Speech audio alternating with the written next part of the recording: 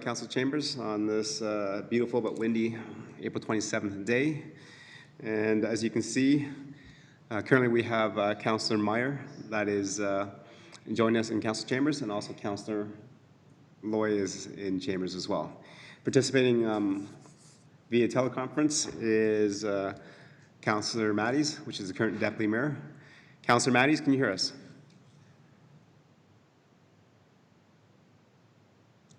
Yes, I can. Okay, thank you. And also is Councillor Plechko. Council, can you hear us? Barely. And also Councillor Laurie, can you hear us? Yes, Mr. Mayor, I can. Okay. Councillor Bennett, are you online? I'm online and I can hear you. Thank Excellent. you very much. Thank you. And besides those councillors that are joining us via teleconference, we also have administrative staff that's also participating via that way as well, along with our recording secretary. So welcome, and all those that are participating and watching on YouTube, thank you for joining us tonight. Okay, just again, go over some notes. If you're participating via teleconferencing, please have your mic on mute until you're addressed to speak. That way we don't get the feedback. And if you need to speak, please text me. That's just like raising up your hands, because I can't see anybody and what you're doing at home. So the best way is just to send me a text. It pops up there, and it's just the same as raising your hands in council chambers. Okay. And with that, once I acknowledge you to speak and you're finished, you can just say back over to me, and then I can direct it to administrative staff to answer your questions or provide any comments from what you're saying. Okay. Before we call the agenda order, we've had some kind of sad news from the last couple of weeks since we met. On Friday night, we lost our former MLA, Erin Babcock. For 4 years, she represented the riding of Stony Plain, and she was a very hard worker, an advocate, and a community leader in our riding here. So she'd be greatly missed, and our thoughts and condolences to her family. As well, there was also an incident over in Nova Scotia, a very sad one, where 22 people also lost their lives. And again, it just shows you that in times of this, it's even harder to deal with grief and tragedy like this, because we can't be together, can't support each other. So we're going to take a moment of silence here. If we can just bow our heads for a minute, and we're just going to recognize those that are affected by the shootings in Nova Scotia. Thank you.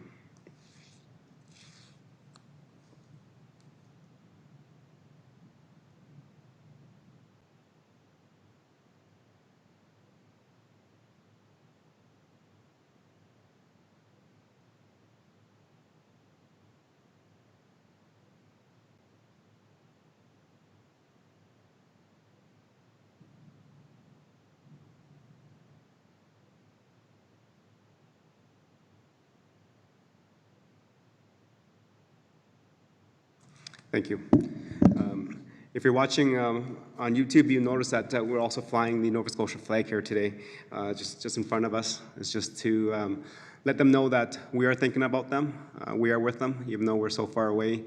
We are one nation, and we will get through this tragedy, through the pandemic together. Council, you have agenda before you. Administration, anything to add? No, Your Worship. Okay, thank you. Councillor Lloyd, the option, please. Yes, Your Worship. The Town Council adopt the April 27th, 2020 regular council meeting agenda as presented. Okay, thank you. With that, I'll call that. All in favor? Okay. Deputy Mayor. Aye. Councillor Plechko.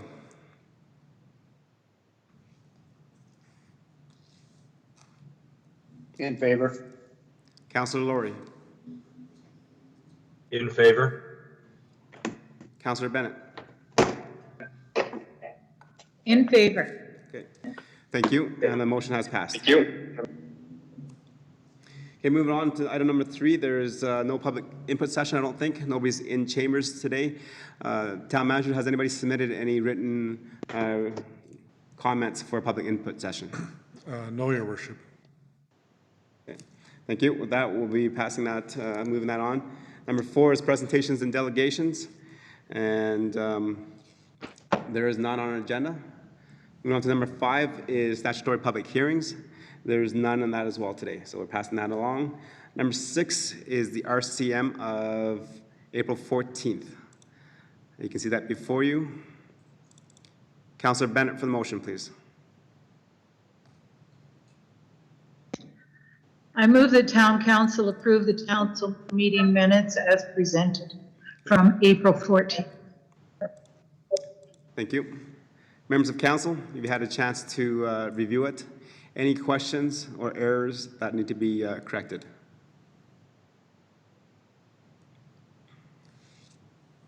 Okay. Anybody have anything that's noticed from that's participating via teleconference?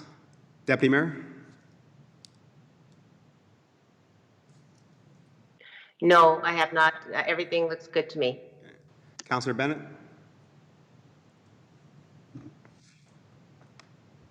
I did not notice any omissions or errors.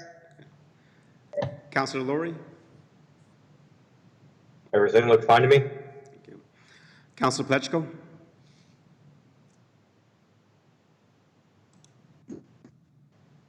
Looks good. Okay. Councillor Plechko, while you're still on the mic there, are you getting better signal now?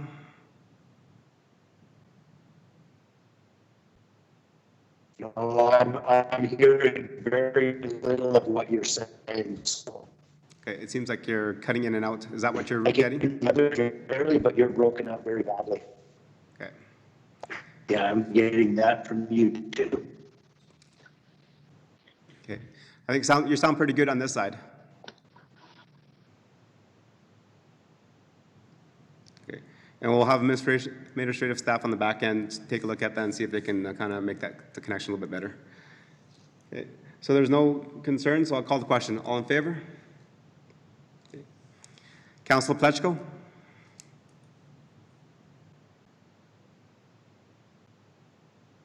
In favor. Deputy Mayor Matthews?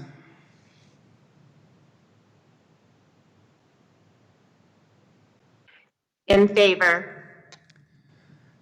Councillor, who did I miss? Councillor Laurie? In favor?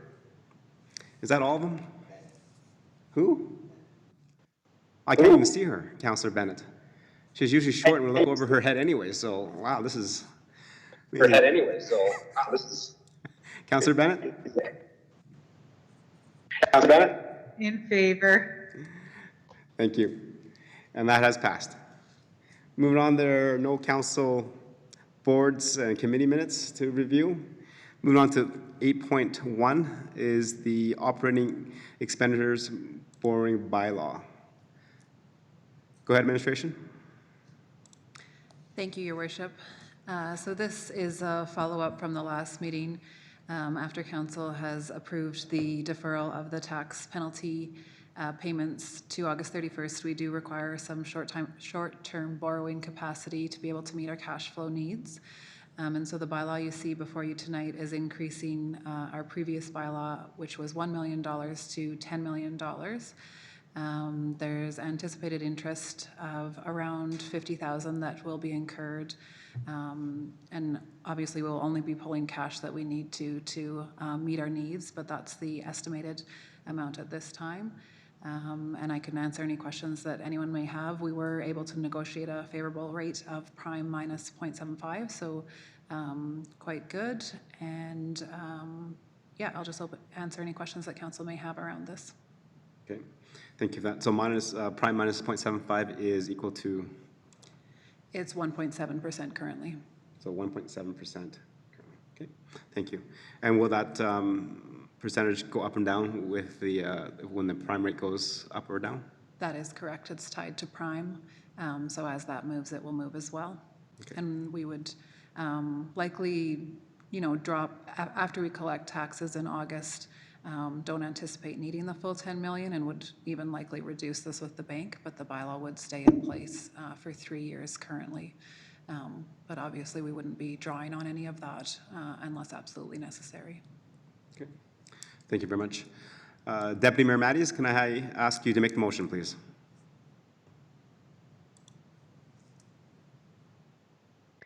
That town council give first reading to operating expenditures borrowing bylaw 2635/BORR,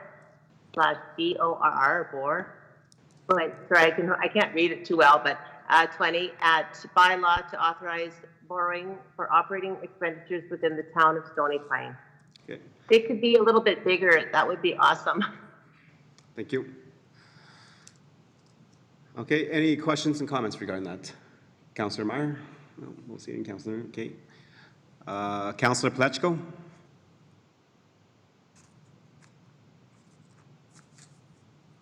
Nothing at this time. Okay. Councillor Laurie? No questions.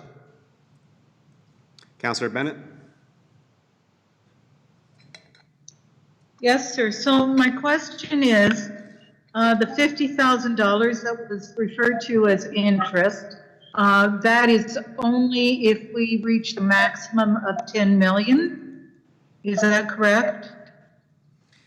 Your worship, that is correct. That's what was used in the estimate, was 10 million for 4 months approximately, and that comes to around $50,000.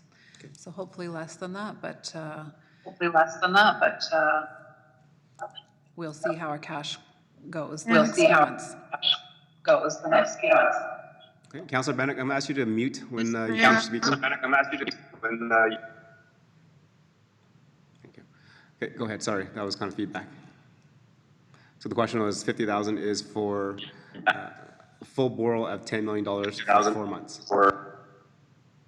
That is correct, your worship.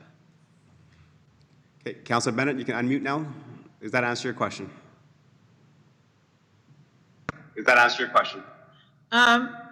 Yes, Mr. Mayor, except did I see a figure as to what the estimate was about the utility and the tax deferral? Or do we not know those numbers because we don't know how many people are, Okay, so Councillor Bennett, that would be hard to calculate because we don't know how many people are. Okay, I need you to mute first. Yes, so good question, Councillor Bennett. We will not be able to calculate that until we actually know how many people are actually deferred their utility payments and property tax payments. So we won't know until after June 30th for property taxes because that's when they normally are due.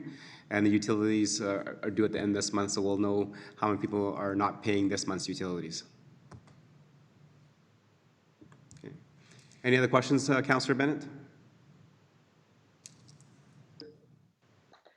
no, thank you, Mr. Mayor.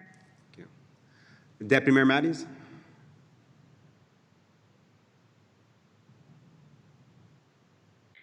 Thank you, Your Worship. I don't have any questions. Thank you. Thank you. Okay.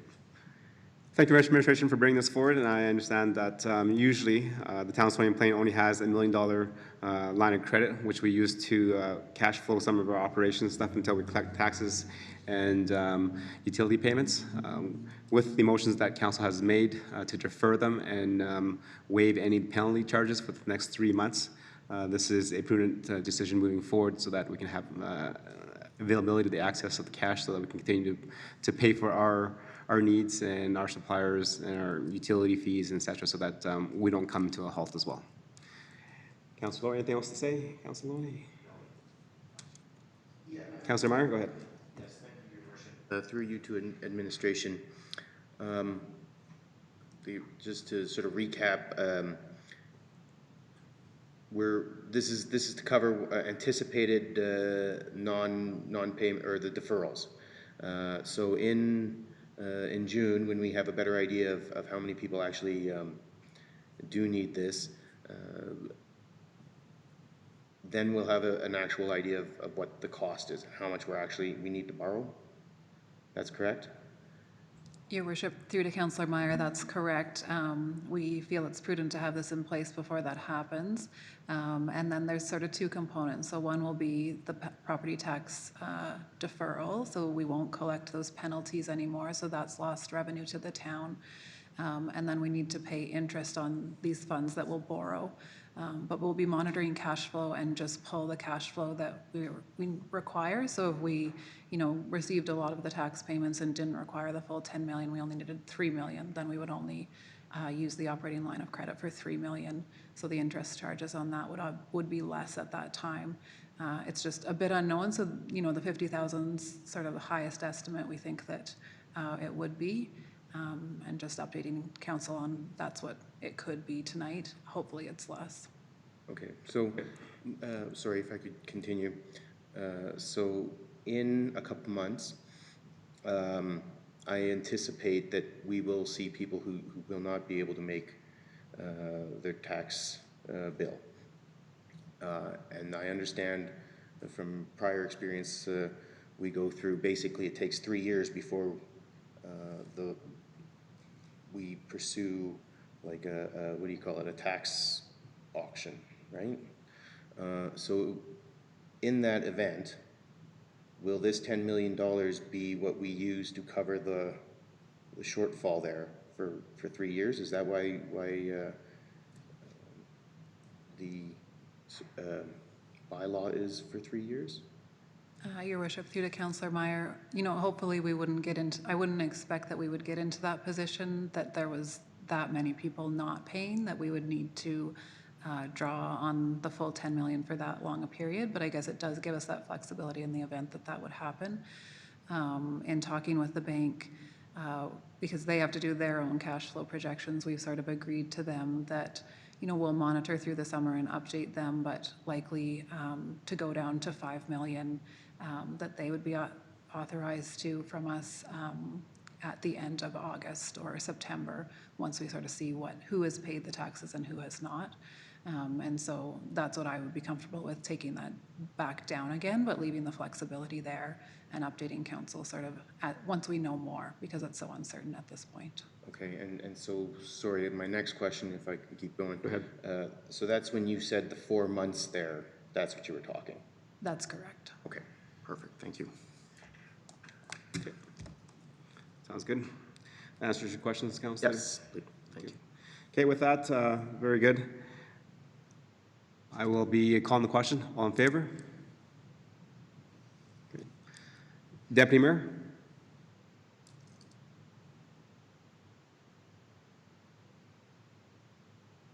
In favor.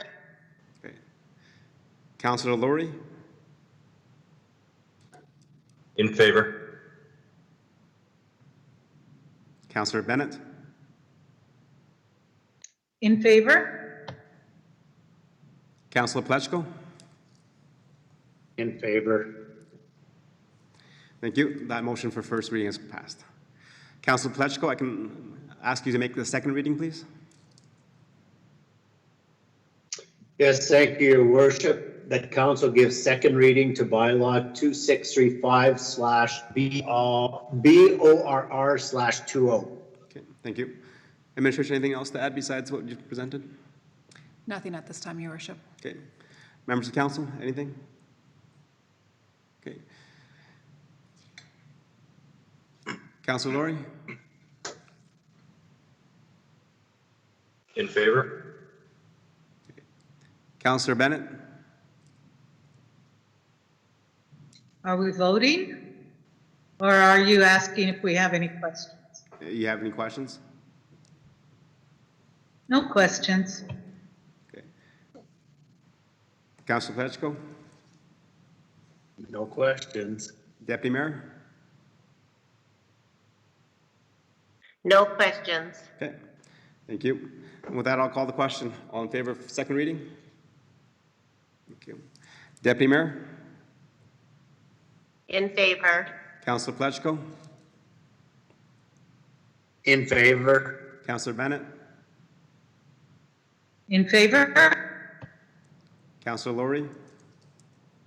In favor again. Thank you. Okay, that passes second reading. And the next one is a motion for council to give unanimous consent. For those that are watching on live stream through YouTube, if a council is going to do all 3 readings of a bylaw in one sitting, one evening, we need to get unanimous consent from all members of council that are here. So I'll need that. Councillor Laurie, please. Thank you, Your Worship. I'll move that Town Council gives unanimous consent to consider third reading to bylaw 2635/BORR/20. Okay, thank you. I'll call the question. All in favor? Councillor Laurie. In favor? Councillor Pletchko.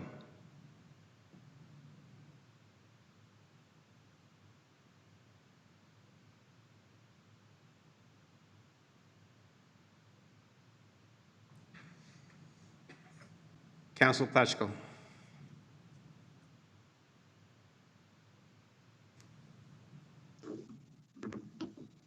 In Councillor- favor? Thank you.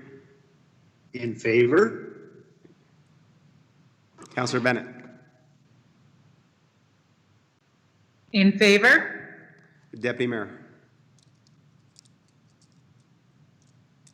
In favor. Thank you. That has passed. Moving on to third reading, I would need Councillor Meyer, please. Yes, thank you, Your Worship. The Town Council give third reading to bylaw 2635/BORR/20. Okay. Okay, so I'm not going to ask if anyone has any questions or comments. I'm just going to call the question. All in favor? Okay. Councillor Pletchko?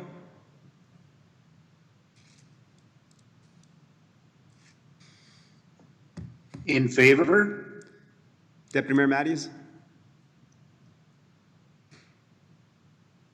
In favor. Councillor Laurie? In favor? Councillor Bennett? In favor. Okay, that motion has passed. Thank you. Good job, ladies and gentlemen. Moving on to business items. 9.1 is a taxation on vacant lands. Again, this is here for information because council made a motion a little while ago regarding vacant land policy. So I will go to, let's see here, Councillor Bennett, please.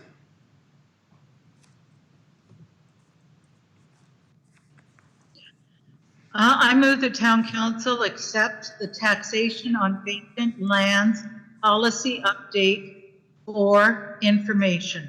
Okay, thank you. Administration, go ahead. Thank you, Your Worship. Just a quick update on this tonight. As Council had asked us to bring this back before the 2020 spring budget adjustments.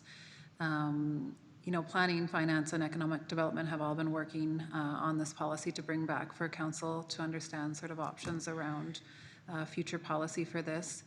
However, due to COVID-19, this wasn't able to be completed for this evening.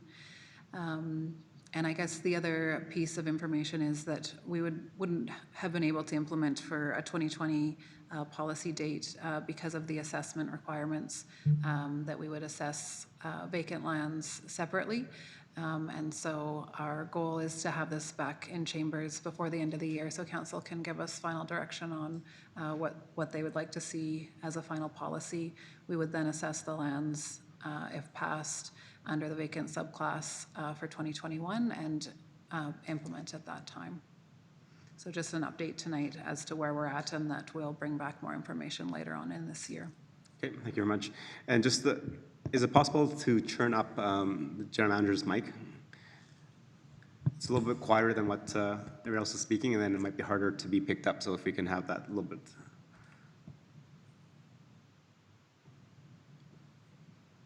Okay, thank you.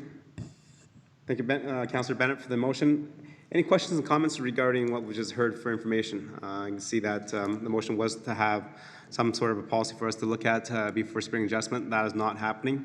It looks like they will bring it back probably before the 2021 spring adjustment. It looks like is what I read in there. Members of council, any questions and comments? No. And I'll look on here. Okay, so Councillor Laurie has texted me that he wants to speak and has a question. So go ahead, Councillor Laurie. Thank you, Your Worship. Through you to administration, as we heard, the work on the policy aimed to bring it to council before the end of 2020. I'm wondering if there would be any benefit to have that come to council for the 2021 corporate plan.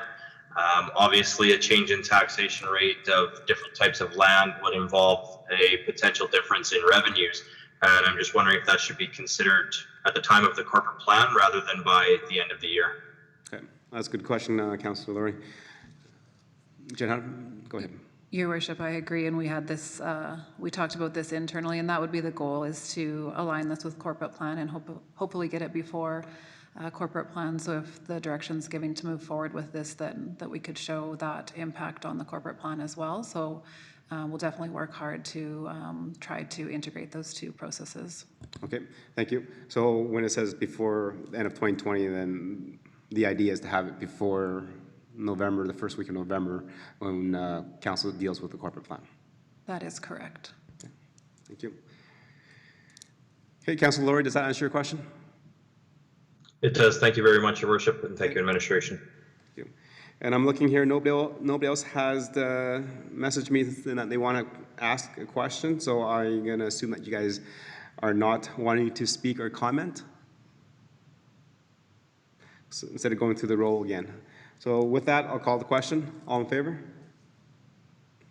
Councillor Laurie? In favor? Deputy Mayor? In favor. Councillor Pletchko? In favor? Councillor Bennett? In favor? Thank you, and that has passed.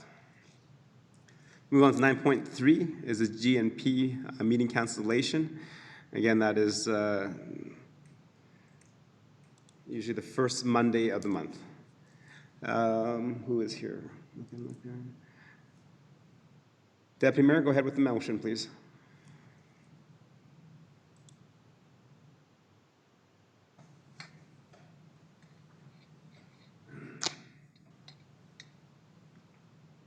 That town council accept the taxation of vacant lands policy update for information.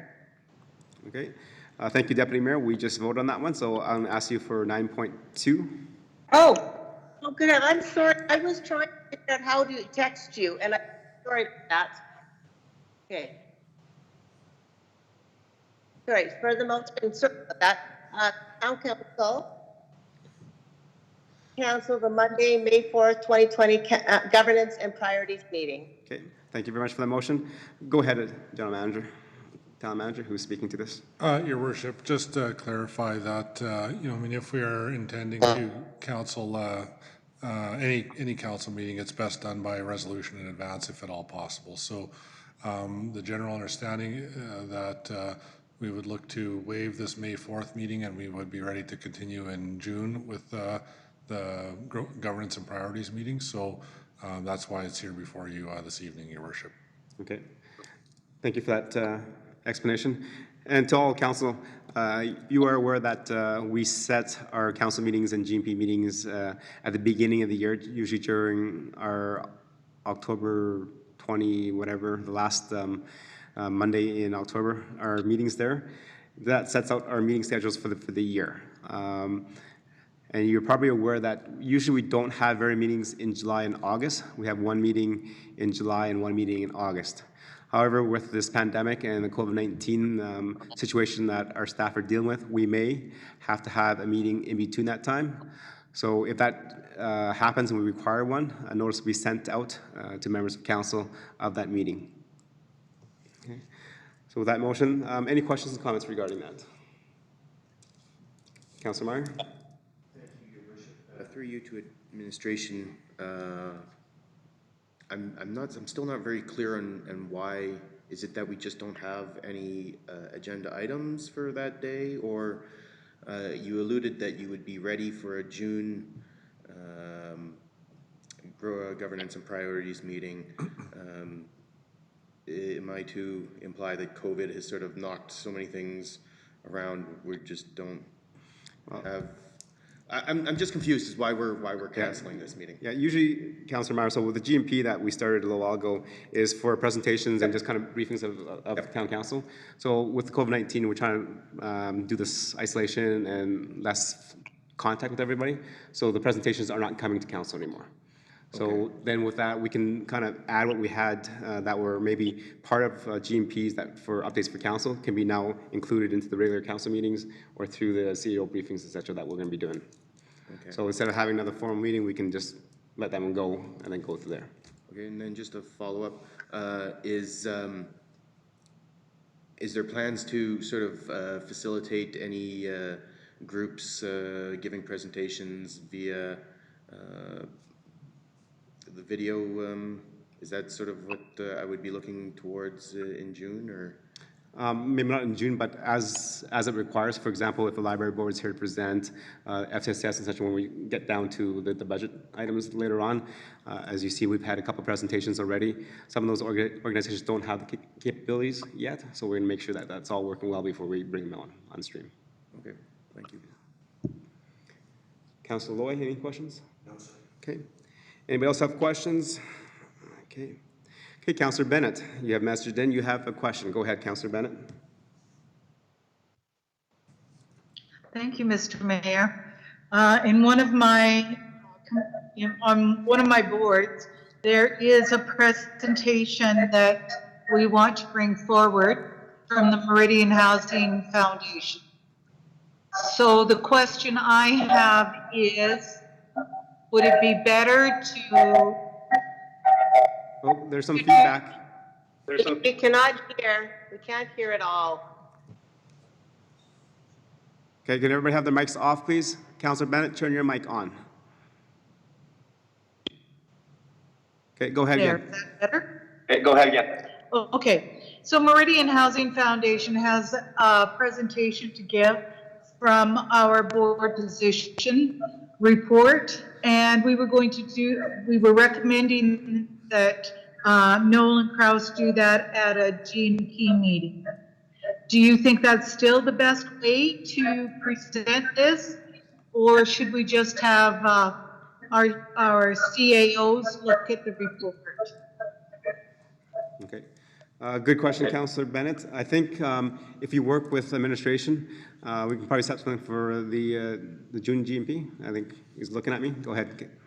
Yeah, thank you, Your Worship, and the rest of council.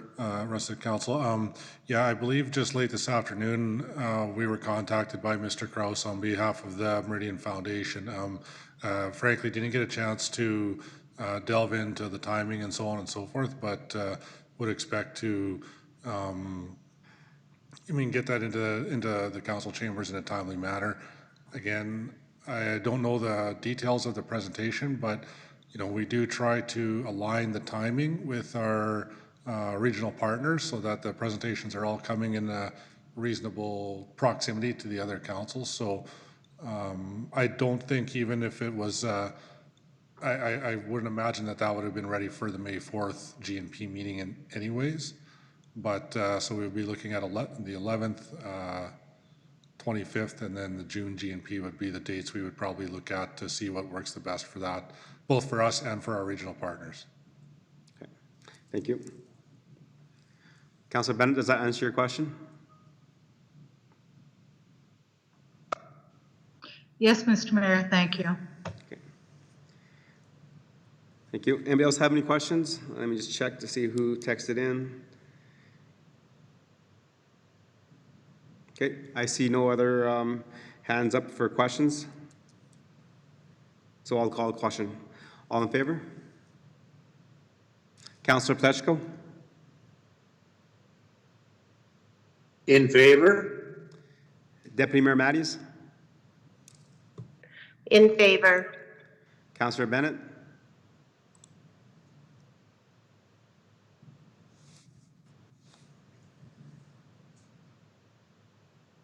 In favor. Councilor Laurie? In favor. Thank you. Okay, that passes 9.2. You don't vote in favor? Okay. And opposed? Okay, there you go. Okay. 9.3, we have 2020 spring budget adjustments. And go ahead, administration. Thank you, Your Worship. This report and the recommended budget adjustments before council this evening are the result of the efforts of many of our staff. We've brought together forecasts and estimates that are built on sound process, but ultimately rest upon certain assumptions. We have made assumptions regarding the timing of the relaxation of the public health orders. Specifically, we have made an assumption that the Stony Plain Golf Course will remain closed throughout 2020. We have based some of our work to date on the assumption that we will continue to monitor and if and when required, will change course. The adjustments before council are well thought and logical, but we still need to maintain flexibility throughout the rest of this budget year. Your Worship, the budget adjustments and some decisions made in preparing them align with the timeframes we spoke about earlier with council. So the immediate, the May to August timeframe, and the May to December 2020 timeframe. Further, Your Worship, these adjustments do have impact on our 2021 to 2024 timeframe. We are beginning the corporate planning process shortly, and those impacts will be better understood as we move through the internal processes and as we learn more from the Government of Alberta and Canada regarding their COVID-19 direction. Your Worship, there's only a few changes proposed to the corporate plan priorities and projects. Namely that the revised start date of January 2021 for transit service and the delay in potential defunding of the cemetery project to 2021 and 2022. Along those lines, Council is aware that infrastructure stimulus funding is being considered by the Government of Alberta. On May 11th, Council will be provided with a capital project update and potential projects that may qualify. At this time, Your Worship, there's not a lot of detail into that announcement by the Premier, but we'll continue to monitor that and try to understand what processes they will be implementing and how that will work. Again, further, Your Worship, public health orders and social distancing requirements have made many of our typical events impossible to provide in their current form. We have again used the May to August timeframe to structure our consideration relating to their cancellations and postponements and potential for altered formats. Your Worship, on that side, this is an area that may require flexible and adaptive thinking. Again, we don't know how, when, social distancing, opening of the economy, so on and so forth is gonna roll out. We may hear more about that in the coming weeks. But at this point in time, we're looking at that May to August 31st as a almost a blanket cancellation. There's some that have been altered. That list is in the report for council to see. The flexible and adaptive thinking, though, comes from the notion that as we learn more, how fast can we turn around, or how quick can we make changes to some of our current events that we would maybe try to adapt and host anyways, or alter, so on and so forth, as well as anything that we may consider as a one-time event in the fall of 2020. And I know, Your Worship, that that's a big part of our community, as it is in most communities, but for clarity, we're essentially looking at a cancellation from now until August 31st of most, if not all, programs.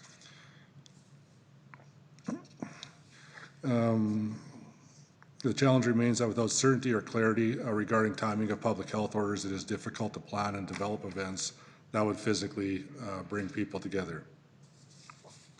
Attached to the report, as mentioned, is a overview of the typical town events, their current status at this point in time, Your Worship. Tonight, Council is being asked to consider and approve the 2020 budget revisions resulting from impacts of COVID-19. As we move through the next few weeks and months, I would expect that we will all have a clear picture of these impacts on the budget, and we would intend to adjust as needed and as warranted, Your Worship. I'm going to stop there. I would ask our General Manager of Corporate Services to provide further detail and comment regarding the report and ultimately the recommendation.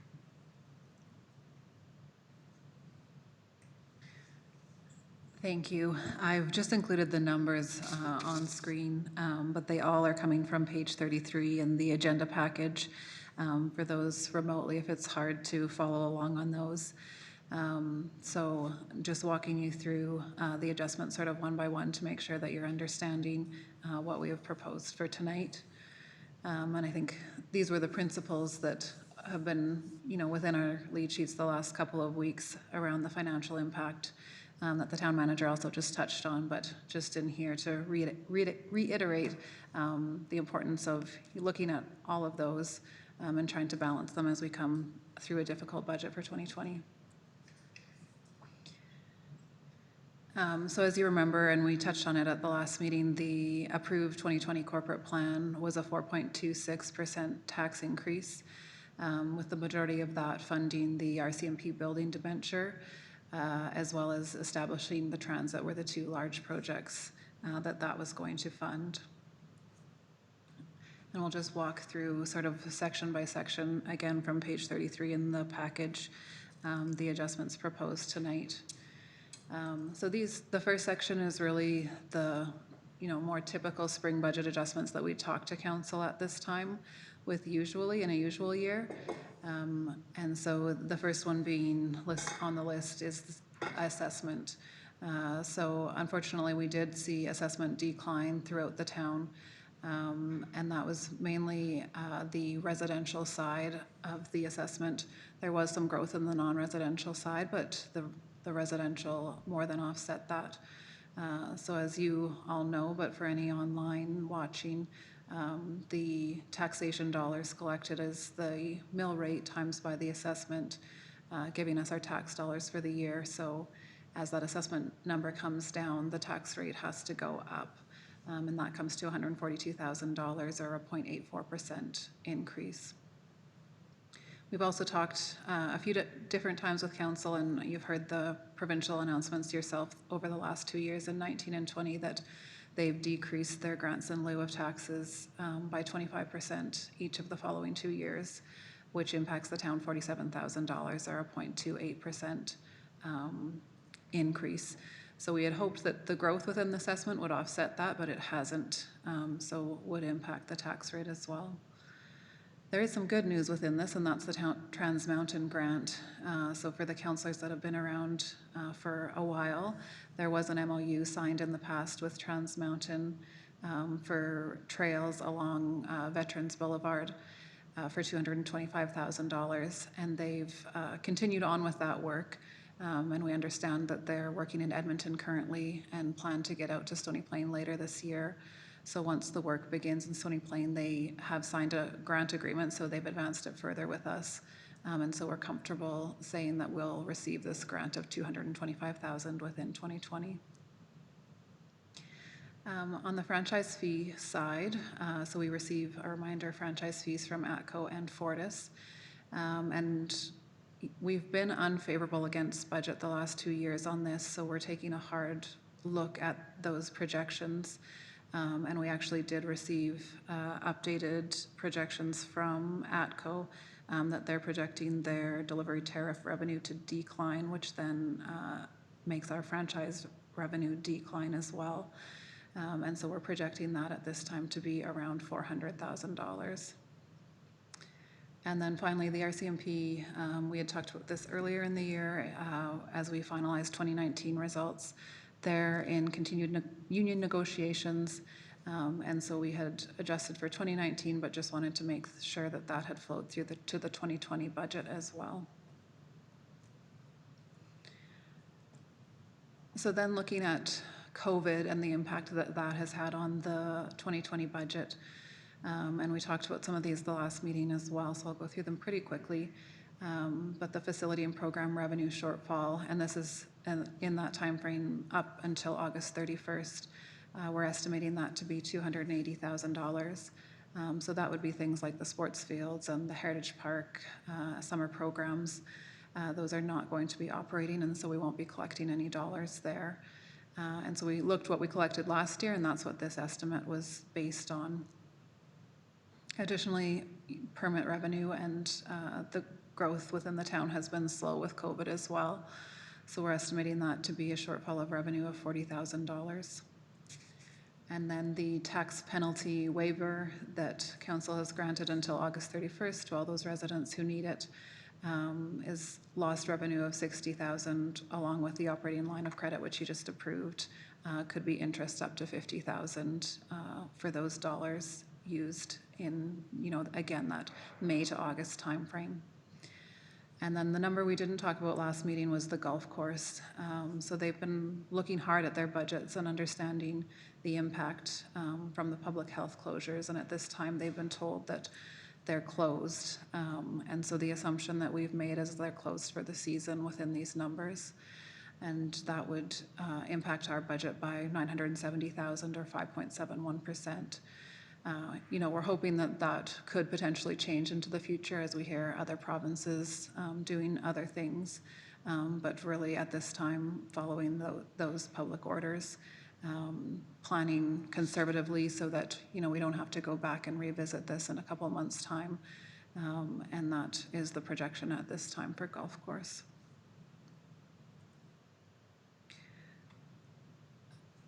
And so then we talked about at the last meeting, there's sort of three strategies around this budget year because it's so difficult, and one of those being cost containment and savings. So we have put some of these into action already, and the biggest number you see there is the savings on salaries of $1.4 million. So we've frozen all vacant positions so that we were either currently recruiting or knew we had to recruit, have just frozen those to save dollars in the current year with the lower revenue projections coming in. Also, there have been some layoffs made for, areas where work has slowed down or stalled with the public health orders. And we've also reduced our casual and seasonal staffing hiring to save some dollars on salaries for this current year. We also expect some savings from COVID, just operating wise, with the price of gas being low, with facilities not being open. There's going to be less electricity around being used. Those are hard to estimate at this time, but we've also made some hard calls on discretionary expenditures. The largest one being training. Out of province training has been, not allowed for a couple of weeks for staff since the public health orders went into place. And we'll continue that throughout the year just to save dollars in the current year. And we're estimating that those savings will be $300,000. And then finally, the town manager talked about all the program and event cancellations in sort of this summer period. So obviously, there's typically a cost to run those events, such as Canada Day or summer programs. And so that's estimated at a savings of $205,000.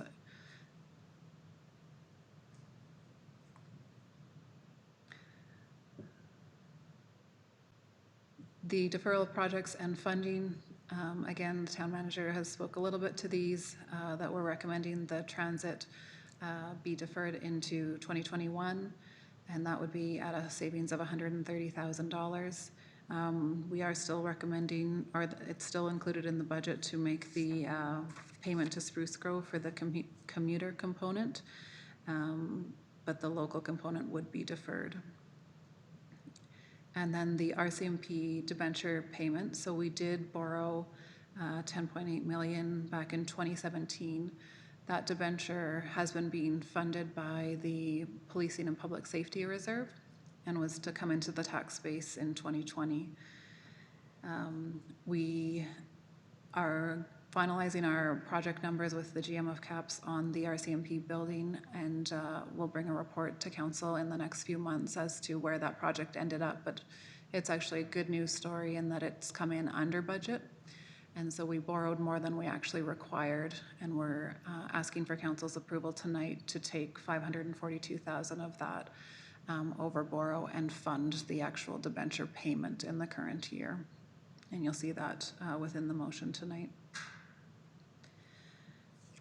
And then the last project, and I think town manager also spoke to this one, cemetery, just delaying of the detailed design there. No impact on the operating budget, but really a cautious approach of either reallocating those MSI dollars to something more shovel ready to help with infrastructure stimulus funding potentially, and just being a little bit, taking our time with some of those new services and projects.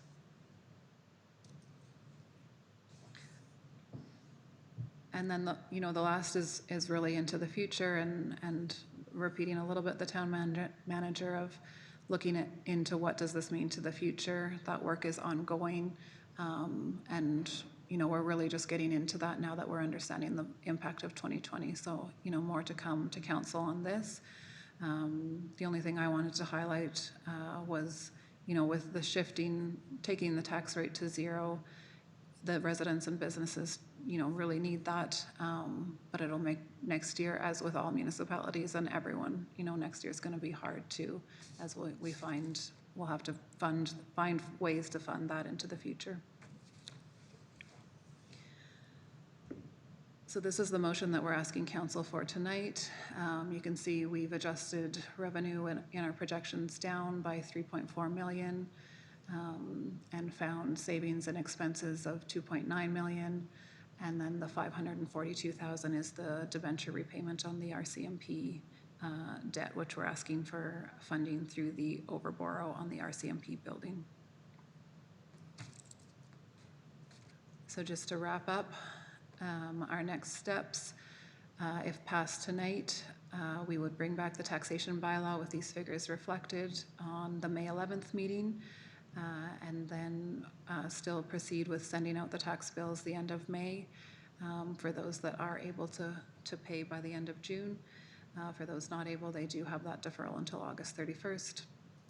And then because it's such an unusual year, and you know, these are based on our best projections at this time, we'll be just checking in with council as things change, or if we need to make changes along the way, just being adaptable and keeping you in the loop as to, you know, maybe the golf course is open and that changes the financial picture, or maybe something we haven't anticipated at all has happened. So a little bit of a different year than we're used to, of setting the budget and sort of walking away and letting us manage, just keeping you in the loop as to what's happening.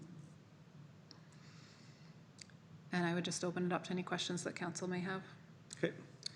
Thank you very much for the presentation. So before I accept a motion on that, we're just going to ask for questions of clarity and understanding of what the presentation was just about by our general manager. Councilor Laurie, you have a question for clarity and understanding? Thank you, Your Worship. I do have a couple. The first question that I have to administration through you is, you mentioned the overborrow for the RCMP building. Can you explain a little bit as to what the process would have been with that or overborrow if we would not apply it to the debenture payment? Your Worship, through to Councillor Laurie.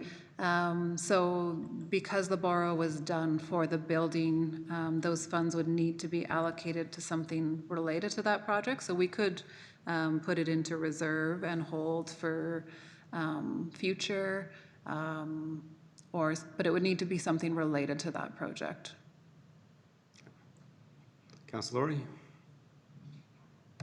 Thank you, Your Worship.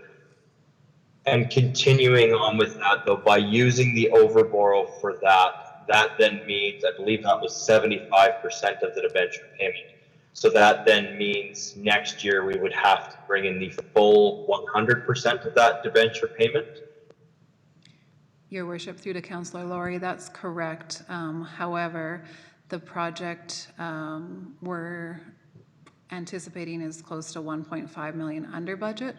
So we could do some staging, and that's some of the work that we will do before we bring the report back to council on the final RCMP building project is, you know, it might make sense to take some of that and then be able to stage in that debenture so there's not such a large impact in 2021 to the tax base. But we do eventually need to get that payment into the tax base because that is the funding source for repayment of that, and it was borrowed over 20 years. Thank you. Councilor Laurie, another one? Yeah, one more for clarity, and then I will have some after the motion. Just in regards to the presentation, unfortunately, those of us not in chambers don't have a copy of it. I'm not sure if those in chambers do, so I can't quote the page. But when we were looking at the original spring adjustment numbers that were based on the assessment differences, the franchise fees, and so on, I just wanted to confirm the numbers that I have written down. We were originally projecting a 4.26% tax increase. And am I correct in my math that we were originally looking at an adjustment of an additional 2.68%? To make 6.94 would have been the tax increase percentage for 2020 had we not been dealing with COVID measures prior to debate.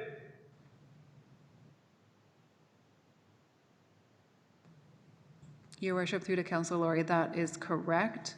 I guess, you know, there may have been other adjustments, but that, I guess your statement is correct. Okay.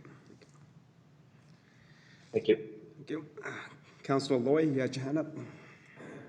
Yes, your worship, but I'll decline the presentation that was made answered the two questions that I did have, so I appreciate that. Thank you.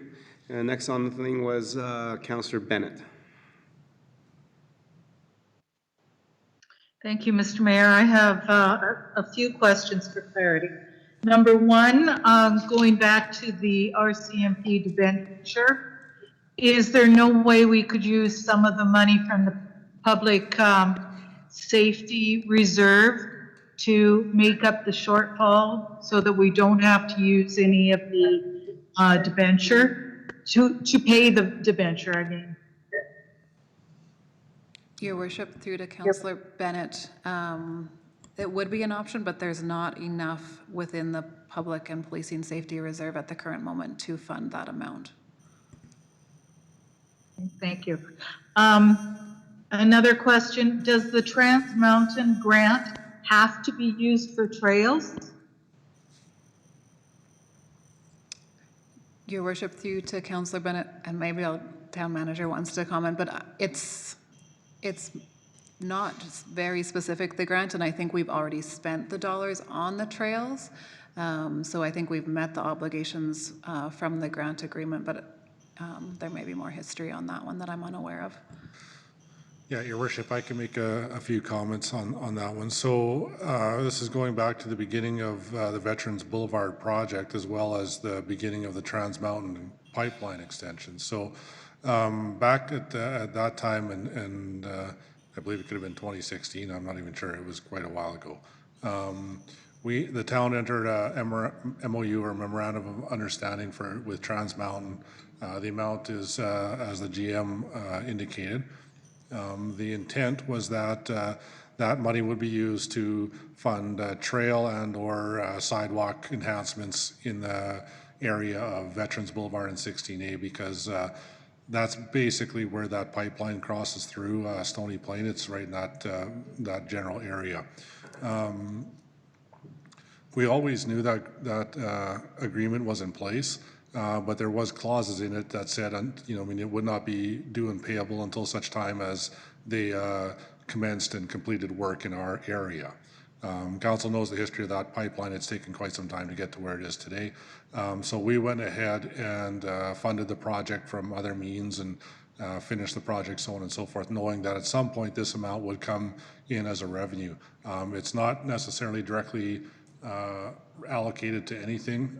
In the past, we sort of assumed it would be here. We thought it would be coming in, but we didn't have a firm date, so we never accounted for it, I guess is one way to put it, in our financial statements.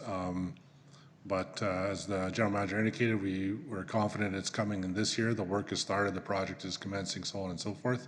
So essentially now it's just coming in as a 225 revenue for allocation as we see fit. So. That's your question, Councillor Bennett?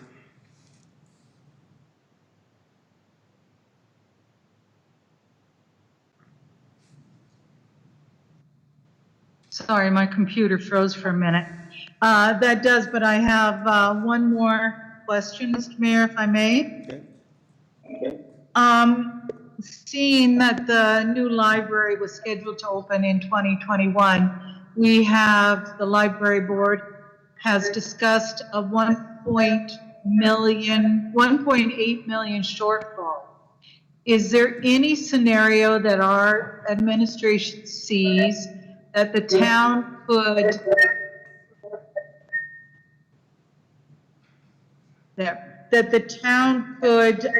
advance money in order to see the completion of the library since we cannot do fundraising at this time? Your worship, I can provide some comment on that question. Yes, you mean the capital project updates that we'll be bringing forward will include commentary on shovel-ready projects and government funding, and it'll also be a general update on some of our capital projects as well and how they are funded and so on and so forth. You know, and to be, I guess, forthright on that note with council, I mean, we do have intention of bringing a report into the council chambers next May 11th, I believe, that will speak directly to the library project itself. And I'm just going to, I don't believe any of the numbers that will be going into that report would be affected directly by the budget in front of council today. I'm just kind of looking across the, so, Your Worship, the reports that we'll be tabling next May 11th on some of the capital projects will have different options in them, and they will have, I guess, no direct impact on what's in front of council tonight. Okay. Thank you. Anything else, Councillor Bennett?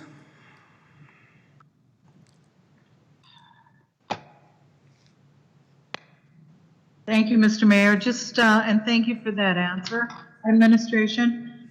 Just one more, it's very quick. It's a correction to page 38, which is the memo about the celebrations and events.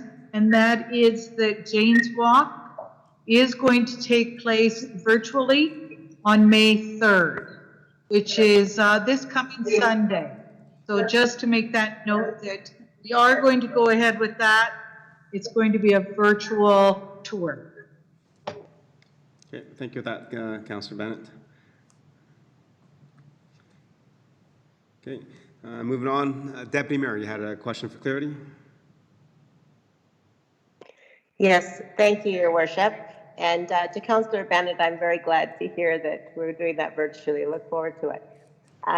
My question is I've got actually a couple of questions. First of all, with regards to the Fortis ATCO franchise fee, it seems that that's a very large number, or quite a large number. Did they give some additional explanation as to why and why they're expecting such a decrease? Your Worship, through to Deputy Mayor Matties, I agree it's a large number. Part of it is timing of the budgets. So we did receive a letter late in the year, which didn't make it into our projections for 2020, where ATCO did, they're actually projecting a decline within their revenue. And we did reach out directly to them, and they provided us with some of their calculators. So we can better estimate this into the future. And I think the other piece is in talking with them, you know, they're uncertain as to what COVID is going to do to their revenue with some of the large buildings not open, although maybe more residential use. What does that mean to the revenue? So it's a few different factors. One, a little bit where we were a little bit slow on our budgeting, so that's our error, and I do apologize for that. We're looking into how to correct that and get more accurate going into the future, as well as, and then their projections actually went down while our projection or our budget went up. So it was almost like a double whammy for 2020. And if you remember, we were a little bit unfavorable the last 2 years in our projections on those fees. So we are taking much closer look at those and have hopefully a better process in place to estimate those better going forward. Thank you very much. Yeah, so this you feel is a more accurate estimate now. That's correct. Okay. May I ask another question, Your Worship? Go ahead. So just a comment first with regards to trying to get my head wrapped around what 2020 will bring, or potentially what it will bring. And I know that with the numbers you've given us here, if I said, well, there's a best case scenario and a worst case scenario, a not so good case scenario and a more likely case, I'm assuming that you took the not so good case scenario. And so when I'm looking, for example, at the golf course being closed this year, I'm hoping that won't transpire. But beyond that, what I would like to understand is the tax that we're looking at for potentially for 2021. We had the 3.94%, for 4.26 for 2020 originally, and then an additional 3.94%. And then we add, for example, if we're going to look at the cemetery, and that would be like, when you look at maybe the shovel-ready projects that we're talking about and deferring that later. So my question then for 2021 is, what do you estimate our tax will be? Okay. Your worship, through the deputy mayor, I mean, it's hard to project at this time, but you're correct. We did anticipate a almost 4% increase for 2021. And with, bringing the tax rate to a 0% for this year, the 4% from this year would shift to next year. There were some projects that were within 2021 which will delay out, which will help us out. Such as the rec center actual construction, the borrowing around that is unlikely to happen in 2021, and the cemetery operations. But it's definitely going to be a difficult year next year, with all of that shifting into 1 year. And so that's sort of our work now, is to go back and look at that and see how we could fund things differently, or look at things that maybe, we don't need to do, and having those discussions internally to present something to council for debate around what 2021 looks like. But it's definitely going to be difficult. And I would say on the assessment side too, there's potential that could be declining further with sort of the impact on the market there. Okay. Thank you. Councilor Maddie, Deputy Mayor, anything else? No, that's fine. Thank you very much. Okay. Okay, I don't see any more texting in about making comments or questions regarding the presentation, so I'll move forward. So thank you very much for the presentation on some of the spring adjustments and some of the scenarios that we'll be moving forward with. So I'm going to make ask Councilor Loy, since you're in the council chambers, to make the motion, please. Yes, Your Worship. The Town Council approve, 1, the revised 2020 budget with operating revenues of $36,562,892 and expenses of $39,476,324, and 2, the RCMP debenture payment of $542,647 for 2020 be funded from the overborrow of on the RCMP building. Okay, thank you. And with that, I'll open the floor for questions and comments regarding the motion. Councilor Palechko, you're first. Yes, thank you, Worship. Can you guys hear me? Yes. I'm looking for a bit of clarity as well. So when I do our 4.26% tax increase, we have an additional 2.68, which give us a 6.94 overall for 2020. And we're suggesting a 0% tax increase. Now, I can totally appreciate what we're trying to do, and I feel for every individual out there. However, our house values have declined, so most of us have had tax payments go down. If you can clarify that that's for the majority, I'd appreciate that. And overall, when I add this back together for 2021, if I add the 3.94 that we're going to have to, it's kind of there, but it's not. I understand how this works, and I've seen over the years that it may 394, it could be a different number at the end of the day. But if I use the presumed number, we're looking at almost an 11% tax increase for the following year. We're going to be coming out of some of the most trying times that we've ever had, business-wise, personal-wise. Everything that we do is going to be looked at in a whole new manner. And yet we're anticipating an 11% tax increase. Can you make some light of that for me, please? Okay, I think Councilor Palechko is asking based on this, if we continue to do what we wanted to do in 2021, if we continued on the corporate plan, it'd be 11% tax increase. How do we make sure that doesn't happen to 11%, understanding the fiscal realities that we have now and that might be even worse next year? What is, I don't know, can administration have kind of a projection of what, coming forward, what the tax rate increase might be for 2021? And how do we get that somewhere in between 0 and 11%? Your worship, I'll maybe provide some comment on that. I mean, that's a pretty challenging question to put at this point in time. I think what, I mean, the approach that we've taken at this point is, again, to simply understand, be clear about what's happening between May and August. This particular item in front of council at this point is to provide some clarity and certainty of what's happening from May to December 31st.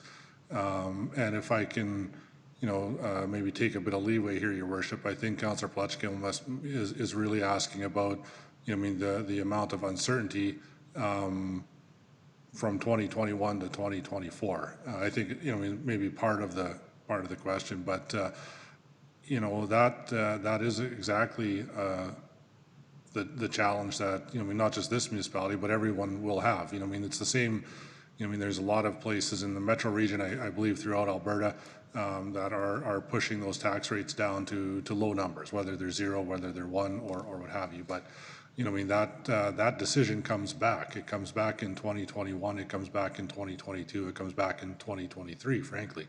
I guess, the last comment I'll make, and then I'll stop to see if that's even close to the original question. But, the idea is that we needed to get some clarity right now, right here, understanding full well that these decisions are impacting down the road.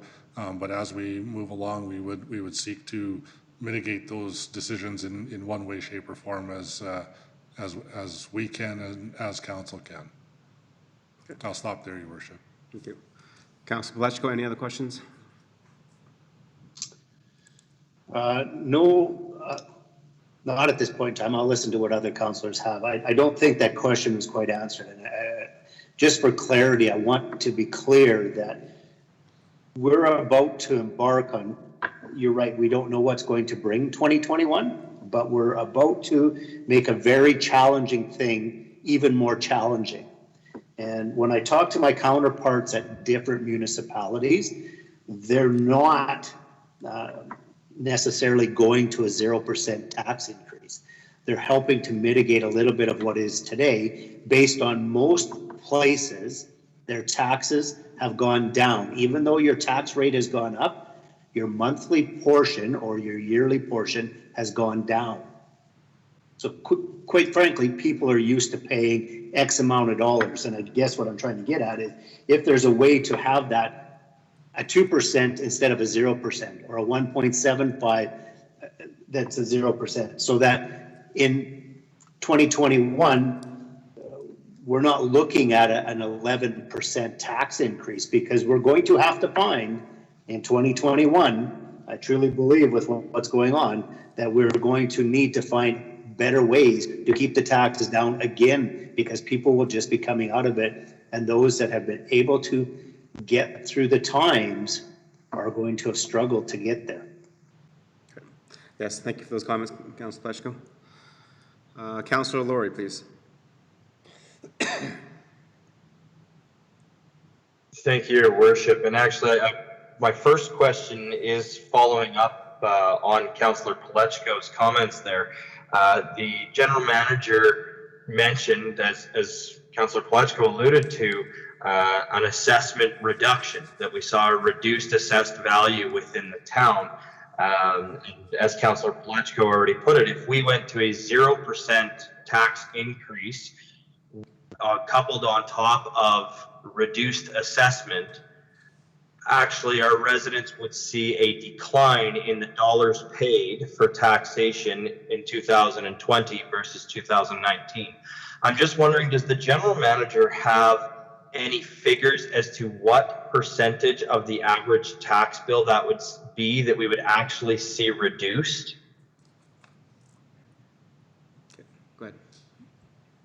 Your worship, through to Councillor Laurie, I don't have those in front of me, and I guess I would just comment that, you know, while some people's assessment has gone down, others have gone up. So it's, I guess, a challenging question to answer because it's going to impact everyone differently, depending on how their home was assessed and that, or their, you know, their business, and that depends on what was done to their property throughout the year. Right. And thank you for that question too, Councillor Laurie. And just to, for information for people that are watching at home, the assessment values of your properties are based on last year's value of, I think it was July 1st of 2019 for this year's tax rate, because we need 12 months of data to provide to the government. So that rate might be higher than what the rate might be as actual this year. So this year's market price will be reflected next year and not this year. So I think there's a lot of different parts here and how the calculation is figured out. Councillor Laurie, anything else? I do have a few others, yeah. So through you to administration, can you explain, I heard you say that for the transit portion that we are delaying our transit portion, but we are still going to contribute to Spruce Grove's commuter transit. Spruce Grove over the last several weeks has announced several significant changes to their transit, some based on the current situation, some based on their ridership trends and data. And I think it's very unclear what that transit is going to look like for the remainder of the year. Can you refresh my memory as to what the dollar value that we were committing to contribute to the city of Spruce Grove for their portion of the commuter transit for 2020 would be? Yes, your worship, through to Councillor Laurie, it was $78,000 for 2020. Thank you. And as a follow-up to that, your worship, have we received any information from the city of Spruce Grove in respect to the changes in their transit operations and the changes to what their expected expenses and revenue projections are? Your worship, I'll maybe just ask our Director of Planning and Infrastructure if he's aware of anything that's come across his desk.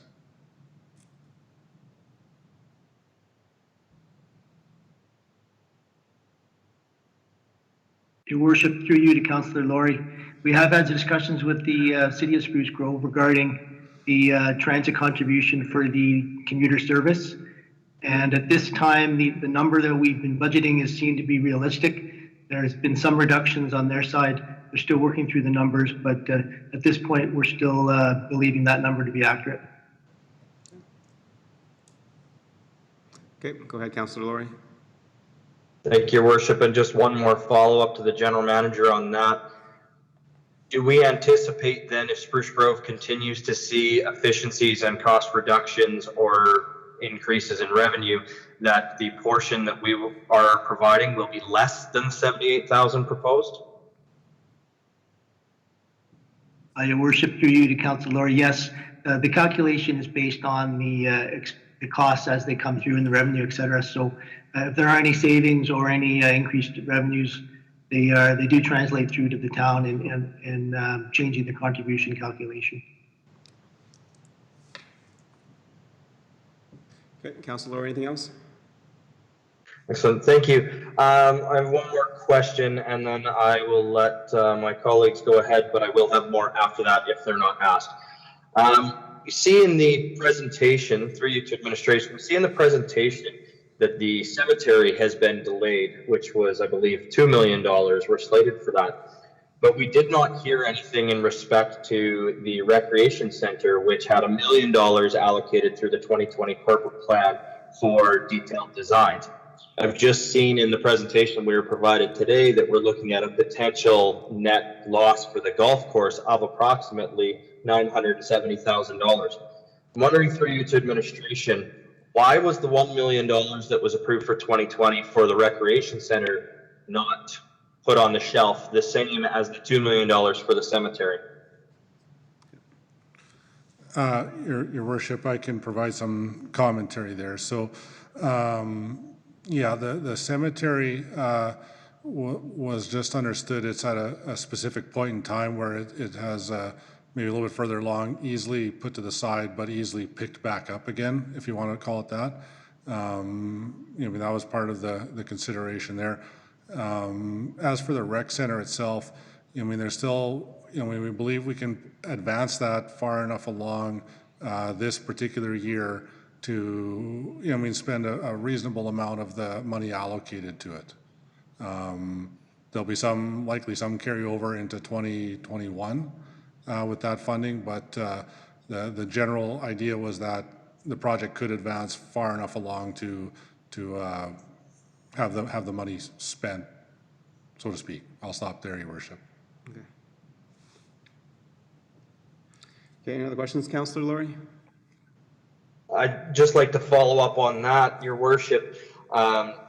Again, we heard in the presentation that the planned debenture payments or borrow for the rec center would likely, highly likely, or already had been considered to be delayed out of the next corporate plan, given the current situation.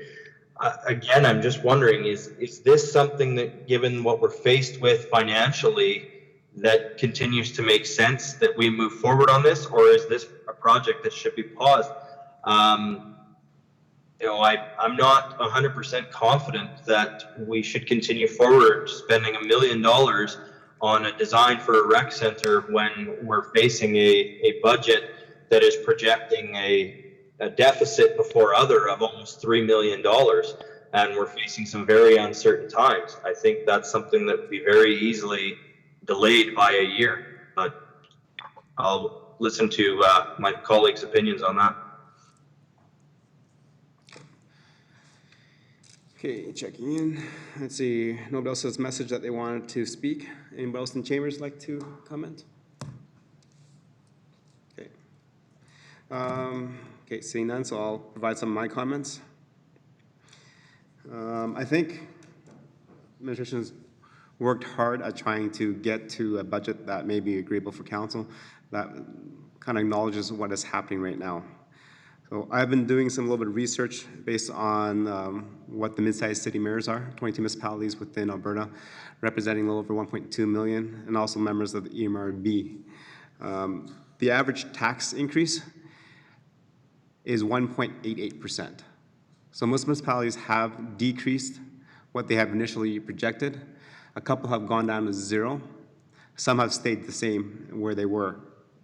So that makes, so the average is 1.88, just something for you guys to think about.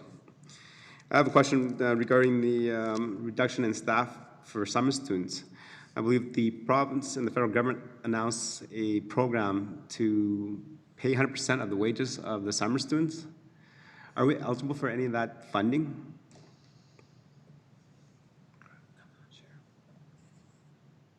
Your Worship, we did see that announcement as well, and so we're following closely. I can't definitively answer tonight, but we've definitely been and watching all those announcements as well, and if we are eligible, we'll be applying. Okay. If we're applying, then could we not hire the same members, summer students that we used to have to maintain parks and fields and et cetera?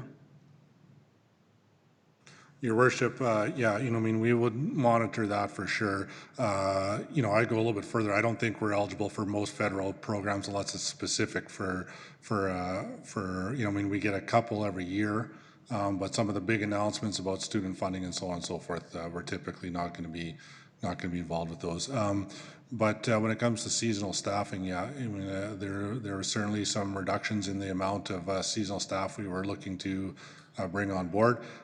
Again, you know, depending on what happens and some of the other potential changes, you know, those are positions that we could typically onboard pretty quick if we wanted to ramp that up and get some more people in. You know, we frankly think that there'd be a lot of people looking for those jobs, even if it ends up being in July. Like typically we'd be hiring, I think like right now, people would be starting next week, I believe, almost on some of our seasonal positions. But you know, I mean, we would try to maintain some flexibility if the general funding was there, or we felt that there was some kind of switch in the operational expenditures or revenues that we would see happening through the next 6 to 8 weeks.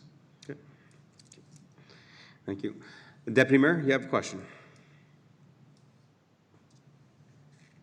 Thank you, Your Worship. I have a comment. First of all, I do really appreciate what Councillor Kolechko and Councillor Laurie spoke about with regards to what we're looking at in terms of the tax rate moving forward. That was my concern as well.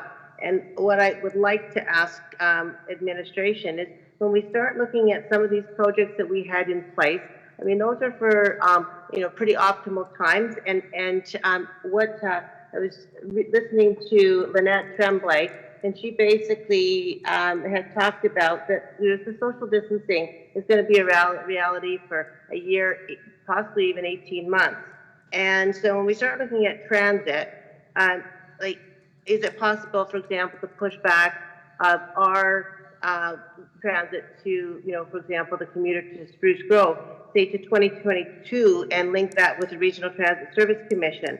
And also for the cemetery as well, looking at the recreation facility, it basically, I have the same kind of comments, when we're having a loss on a golf course, and we have a possibility to, maybe postpone something a little bit that really isn't going to hit the bottom line in terms of our businesses and our community. What I would rather see is us focusing on 100% on our businesses and ensuring that they're up and ready and able to be competitive in a market that's going to be very challenging moving forward.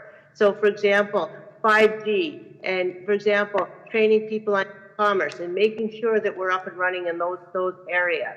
So that's kind of, I'd like to ask the administration, where is our focus in terms of getting our community back strong economically?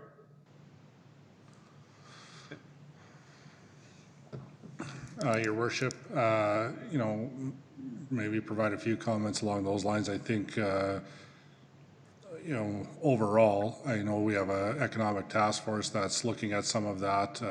I would expect over the course of the next while to see, other stuff coming out from the provincial government and recovery task force and so on and so forth. I would expect us to generally be in line with, what comes that way, I would expect. The operating budgets, as related to our role or our economic development role have, essentially remain untouched. Continuing to support Edmonton Global, continuing to support our own economic development agency, so to speak, and tying in with the Chamber of Commerce and so on and so forth. So I would expect all of that to continue and frankly probably be a little more amplified given the situation we're all in. Your Worship, maybe I'll stop there. I could probably speculate further, but I'll stop there for now and see if that is part of the answer or part of clarity. Right. Thank you. Yes, there's a lot of avenues going forward, and hopefully get an update from Councillor Meyer for the Economic Task Force a little bit later on. Deputy Mayor, any more questions? Well, I don't know if my question was answered, but when I look at moving forward, we have a new world, a changing world, and as a community, we need to be competitive in that world, and I think that we have a responsibility in that way. I am concerned about what next year brings with regards to taxes, and I do think, it's not to say that I don't think we should spend money where it's necessary, but it better have a significant impact on our community where we're putting money. Okay, thank you for your comments. Councillor Laurie. Thank you, Your Worship. Through you to administration, the projections that we're seeing are with essentially a guess that we will be impacted in the same manner we are today until August 31st, which is another 4 months from today's date. When you look at the impacts of COVID-19 throughout different places in the world, you're hard-pressed to find anywhere that had impacts that lasted almost 6 months long. You have many places that are starting to reopen their economies and starting to reopen public gatherings and easing off, relaxing limits.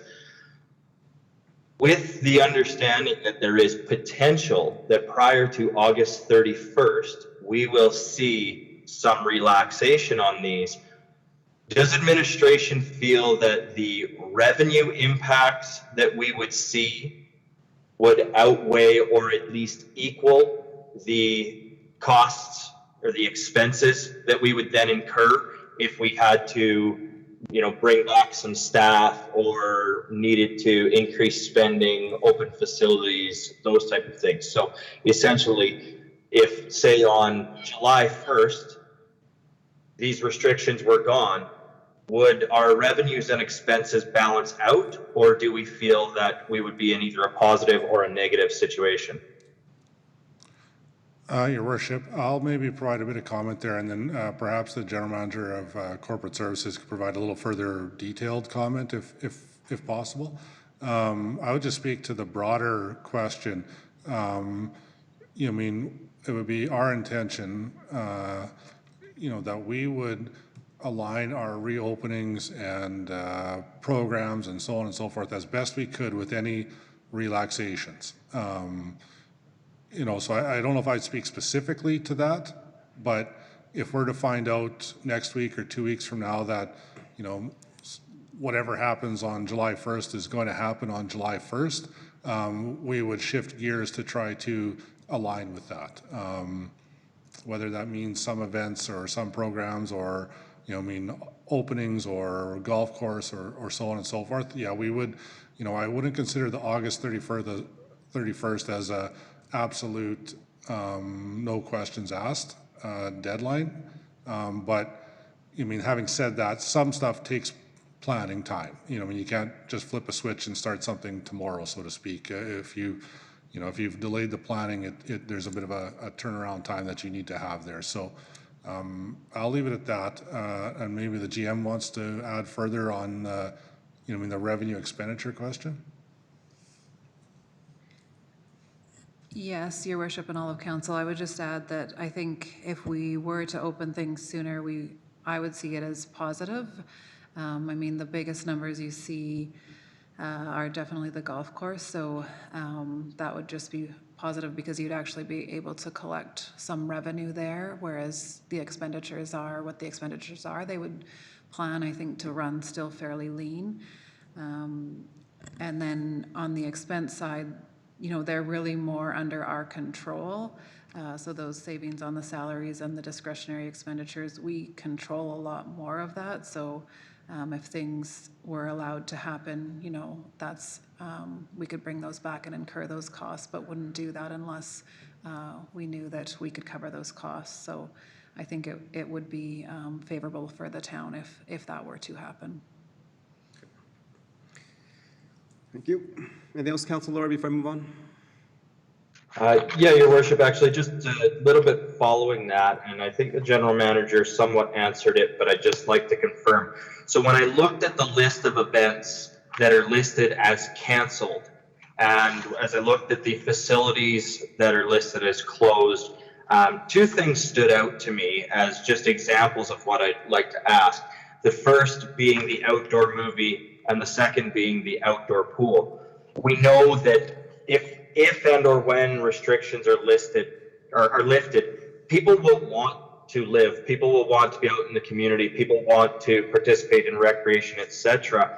For the likes of those events and those facilities, given that in this report they're listed as canceled or closed for the season, is administration saying that if we accept this today, that is what it is for 2020? Or is administration saying that there are some flexibilities in which we can look at specific situations for some of the items that are listed under canceled or closed that could actually be brought back within 2020? Yeah, Your Worship, I can speak to that too. We would. This is in front of council because we wanted council and the community to be aware and understand what was being canceled. So I'll start there.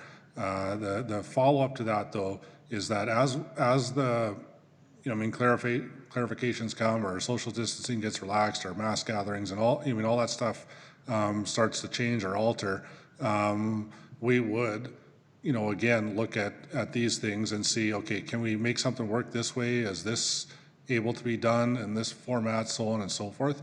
But frankly, we needed some clarity and a starting point. So what you see in front of you is the starting point.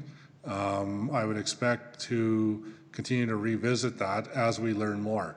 The last thing I'll say on that, though, is, I mean, again, I'm speculating now, but I mean, it would seem that the 2 meters is with us for a long time. You know, I mean, and so certain things are going to be pretty difficult, even if everything else is relaxed. If we still have to maintain a 2 meter of some sort, it's going to be pretty difficult for any sort of community gathering. So we have to bear that in mind. So I'll leave it at that, Your Worship, and ask if that's been clarified or. Okay. So I think that what I understand from looking at this list is that as we know it, these events, how we've done it in the past, are canceled because of the Alberta health regulations and criteria that we have to follow. If things change and we can find a different way to promote something that is similar to what we had in a different format that meets the public health orders and stuff, then can we revisit looking at those things? Yeah, Your Worship. I guess you know, back for Councillor Laurie's question again. Like, you know, I mean, I would phrase as such: administration, as much as anybody, wants these things to move ahead and would like to have them happening. We do have that obligation to, you know, ensure the public health orders are followed and so on and so forth. But we also needed to establish some clarity on our own, you know, fiscal side too, to have a starting point, frankly, is how it feels like, or how I would explain it to me, so to myself. So it would be the intent administratively to continue to look at these things with an eye of how can we do something, as opposed to, okay, they're canceled, we're not thinking about them again until next year. Okay. Thank you. Councillor, you had another one? No, Your Worship, that answers it, and I appreciate the CAO's comments there in respect. I know, being the chair of the social task force, actually the outdoor movie is one in particular that has been spoken about. Many communities have already moved their traditional style outdoor movie to a drive-in style movie and have received approval from Alberta Health Services to allow that to operate with certain conditions, such as no access to public washrooms, windows must be out, people must stay in their vehicles, and only people from the same household in the same vehicle. I also know that our provider of that can provide the FM transmitter portion for the audio. So I would just ask that administration continue to look at the potentials, the alternate options of ways that we can still do events that bring our community together in a sense, while maintaining respect for the public health orders that are in place. And I appreciated the CAO's and the general manager's comments towards such as well. Okay. Thank you. And next on the queue is Councillor Bennett, please.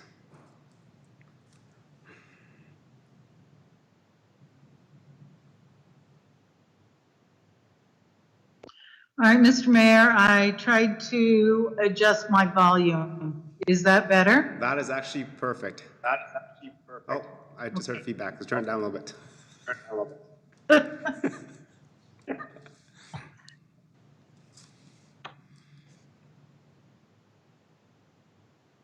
Okay, how's that? Sounds good. Okay, I can barely hear you, so if I speak out of turn or too long, you're going to have to motion me or text me. So in regards to that just last conversation, I think that we can all see that this is a moving target. I mean, I just pointed out that James Walk is going to go ahead. So I don't think we have to worry about saying that this event is going to be canceled, because we know that that every committee we have is working on getting these events up and running. Mostly, Mr. Mayor, I have a comment about the motion on the floor. You know, when we started talking about a 0% increase, when some of our neighboring communities did it, I didn't see how we possibly could. Not with our priorities and not with some of the the infrastructure that we're dealing with. But administration has provided some good options for the 0% increase. So we have the ability to deal with the situation as we know it today. For the next 3 years, hard decisions and priorities will have to be made by council. But at this point, I don't see how, knowing the situation as it is now, the administration has put in some infrastructure dollars for us to continue. The premier and everything I read say that that's the way to get the economy moving, is to continue with construction, infrastructure, not just building and roads infrastructure, but social infrastructure. In this budget adjustment, I don't see any of that being cut. So I think our administration is looking forward into advancing what will happen in the years to come. Yeah, I think everyone's going to have to look at their own personal budgets and say, hey, what's my priorities now? But as far as I'm concerned, this spring adjustment with a 0% increase has provided us with good options, and I'm ready to support this motion. Mr. Mayor, thank you. Okay. Thank you very much, Councillor Bennett. And moving on, next on the list is Councillor Plechko.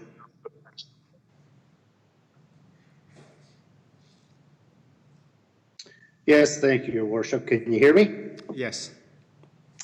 I just want to make one further comment towards Councillor Laurie's comment regarding the recreation facility that we are moving with to have a final design done.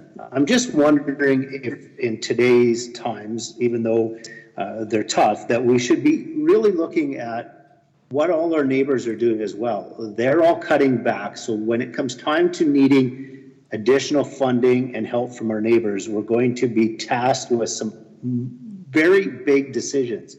And I'm wondering if maybe that decision looks different than what we see it today. So, you know, we spend $1 million on a plan that gets shelved for 2-3 years. Maybe it doesn't, but maybe it does. But our neighbors are unable to participate. That building will look different. So with that building looking different, that means different final concept. And I'm just wondering if administration thinks that they're confident in enough that we will be able to move forward on a 30 million, 70 million, whatever that $1 million project becomes, moving forward in a 2 or 3 year period. Your Worship, yeah, and I think this, speaks to some of the rationale for maintaining the budget amount to a degree. Like, we are at a point where, there is no decision, frankly, if it's 30 million or 70 million or 12 million or 18 or what have you, right?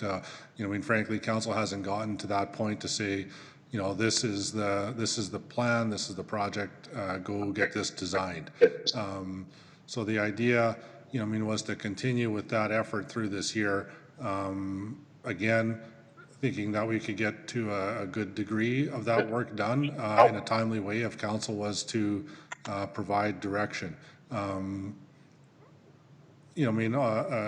certainly acknowledging the basic and widespread uncertainty that's going to be facing not just this council chambers, but council chambers, across the province.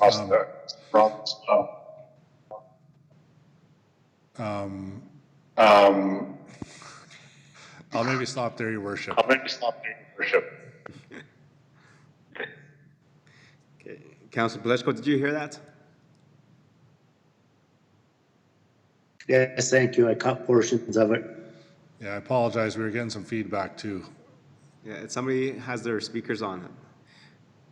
That's okay. Move on. Deputy Mayor Matties, you're next on the queue. Thank you, Your Worship. I find myself very much agreeing with the conversation that I'm hearing with regards to Councillor Laurie. He basically indicated that the impact of the virus around the world generally lasts less than 6 months. However, as we look, things will reopen and things will look better, etc. The risk that we do have and that we understand because we know this is a coronavirus, and the coronavirus will often come back, and it'll often come back in a more virulent strain, for example, like the Spanish flu did. Now, not to say that's going to happen, hope it doesn't, but at the same time, we do need to be cognizant that there is some risk moving forward, and that even though we don't know it for sure, but we do need to plan for the future on that. So going back to the conversation about the infrastructure, without question, going forward, we do need to consider the infrastructure needs of the community. What I am suggesting, though, is that, for example, with the rec center, with the design of it, that if that was postponed for 1 year, where money can be deployed maybe elsewhere, that we can strengthen the business community, that we can do some other things that are really going to get us strong to weather whatever storm comes up ahead of us. And going back to what Councillor Bennett said, I agree. It's a moving target. It's a bit of a challenge, but we do have to take a look at it. Secondly, what Councillor Palechko said about what the neighbors are doing, and we do have to address that. If they're looking at cutting back at things of their capital expenditures, then that impacts a regional project. So those are just my comments. I just hope that administration takes that into consideration. Okay, thank you. I think they have heard that. I don't see any more questions on the text messages, so nobody has any questions. Any questions here? No, but if I could make a comment. Sure. I do appreciate my fellow councillors' discussions specifically surrounding the $1 million for a rec facility. And just to add to the conversation, I mean, I appreciate especially Councillor Palechko's bringing up the idea that, our fellow partners might have to readjust. But I would like to just stress to my fellow councillors, that is a community building project, and it will eventually come to fruition, and we will eventually see the benefits of that. I mean, I think about the school and the money that we invested in the road. We need to see growth in that end to be able to recoup some of that money. So, I mean, long-term outlook is, I can appreciate with the dollars that we're talking here, it does become unnerving to a certain degree, but I think it's a vision for our community that we should continue to push forward on, and it will pay dividends in the long term. Okay. Sounds good. Thank you for that comment. Councillor Laurie, do you have anything to say? Yes, just, am I on there? Yeah, thank you. Yeah, very briefly, I agree with Councillor Bennett that this is a moving target. We are only going out X number of months here. We're watching a whole world that's changing. Some are still going through this pandemic, while others have come out of it. So we don't know really what is going to be in our faces here, July 1, August 1, and these types of things. And I appreciate what the administration has done. They've brought us tonight their best case scenario. And that may be revised significantly 30 days down the road or 60 days down the road. And I think we have a motion in front of us now that's to deal with things as they see it. I'm comfortable with it. And I believe that they being administration, have their eye on the ball. When they talk about what are our neighbors doing, like as Councillor Myers said, this is a community project. Yeah, if one of them backs out or two of them backs out, well, yeah, that may affect how we proceed. But if they're all in, well, maybe they're all in and we go from there. So I appreciate what the administration has done, and it's a big roadmap. There's lots of roads that we can take, so we got to take one. And I'm happy with this one. Okay, thank you, Councillor Loy. Councillor Lowy, you texted in that you have a question or comment? Thank you, Your Worship. And actually, this is a question of order and process, and probably should have been brought up earlier in the meeting when we adopted the agenda. I've noticed that item 9.4, dealing with the business licenses and the proposal to reduce the business license fees of 50%, would have a cost implication of $45,000 or 0.26% tax increase, which would have to be imposed on residents and businesses in the spring budget adjustments. Given that this motion is actually to deal with setting the budget, should 9.4 potentially be debated and decided upon before 9.3 is debated and decided upon, or I guess, sorry, decided upon, given we've had majority of the debate? Okay, that's a question about 9.4. Does that affect the spring adjustment enough that we need to postpone this till after that conversation? Your Worship, I mean, these things were being developed concurrently or whatever, but at this point in time, the general understanding is that, the 45,000 would be a fairly high estimate. We don't know exactly what that number would be. Our intent, frankly, Your Worship, would be to either see if that can be made up somewhere else in the budget if necessary, or, come back to council at a later date with an update on it. But, so, I would advise just continuing to move forward as is. Again, if we thought that number was going to bulk all the way out to 45, we may come back to the chambers, somewhat thinking that it may be lower than that, and we can probably just absorb it somewhere along the line. Okay, thank you. Answer your question, Councillor Lowy? It does. Thank you, Your Worship. Okay. See no more messages that anybody wants to speak. I have to say thank you for bringing this forward. I do appreciate the effort that was done to bring this spring adjustment to council.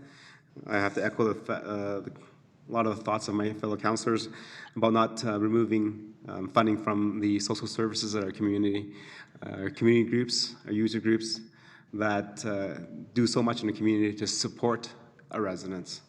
I think at this point in time, not reducing those funding is excellent work, because those are the charities, societies, and organizations that will help us rebuild our community after the pandemic is over. However, I do have a question, and I'm really concerned about the overall budget. As mentioned previously in some of the articles I've read, that having 0% does not do us any favors in the next year, the year coming, and ongoing. Can administration tell me what 1% tax increase is for the town of Stony Plain? Your Worship, it's approximately 170,000. I think it's 169,900. Okay, and then so 170,000. So what does that equate to per $100,000? I think we did the calculations before. Your Worship, just can you ask me that question again? Sorry, I missed it. So at 170,000, 1% increase, what is that increase per $100,000 assessment?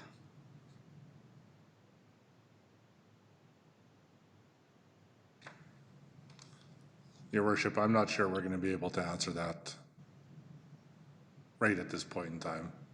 Okay, well, I did a quick math myself based on what I thought it was. I think it's like $4 a month per household if we raise it 1%. So I've been driving around this community quite a bit. I know, we're doing well in a lot of areas, and I know we're falling down in a few areas. Deputy Mayor, I'm passing you the chair. Oops.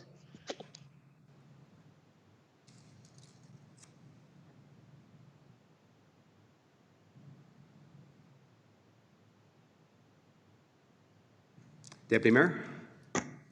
Yes, I'm here now. Sorry. Okay, no problem. Thank you. I passed you the chair. Thank you. Okay, so Deputy Mayor, I'd like to make a motion that Town Council add 1% to the spring adjustment that is directed to the road maintenance in our community.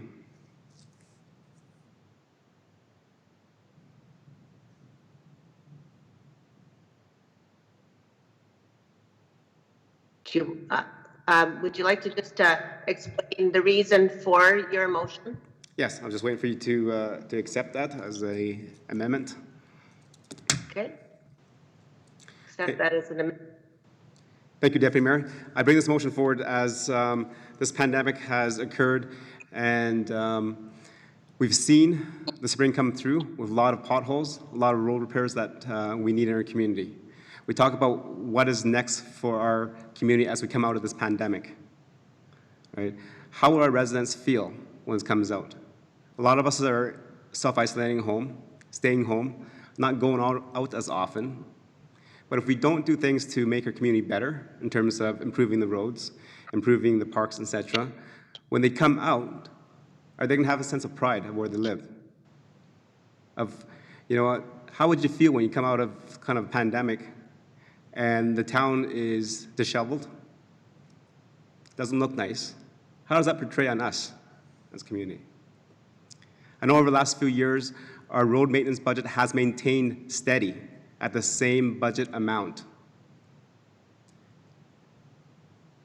So when you look at inflation and the cost of goods and et cetera, by leaving the budget amount the same each and every year, we're actually doing less work each and every year because we're not accounting for inflation, the cost of union, the cost of materials, et cetera. As mentioned many times through the press, that the government, this government, and the federal government wants to get people back to work. If we add 1% to our budget going to road maintenance, we can get those people back to work. We might even get more work done because the market is soft. So that 170 can probably go further than those that we've put into that road maintenance budget in the past. So that is, and looking at the averages of the cities around us and around Alberta, the average increase is 1.88 to date, not zero. Some have gone zero, some have gone higher, but the average is 1.88. So a motion to increase 1%, $170,000, is just that 1%. It's not going to anything else but straight towards the road maintenance in our community. Thank you, Deputy Mayor.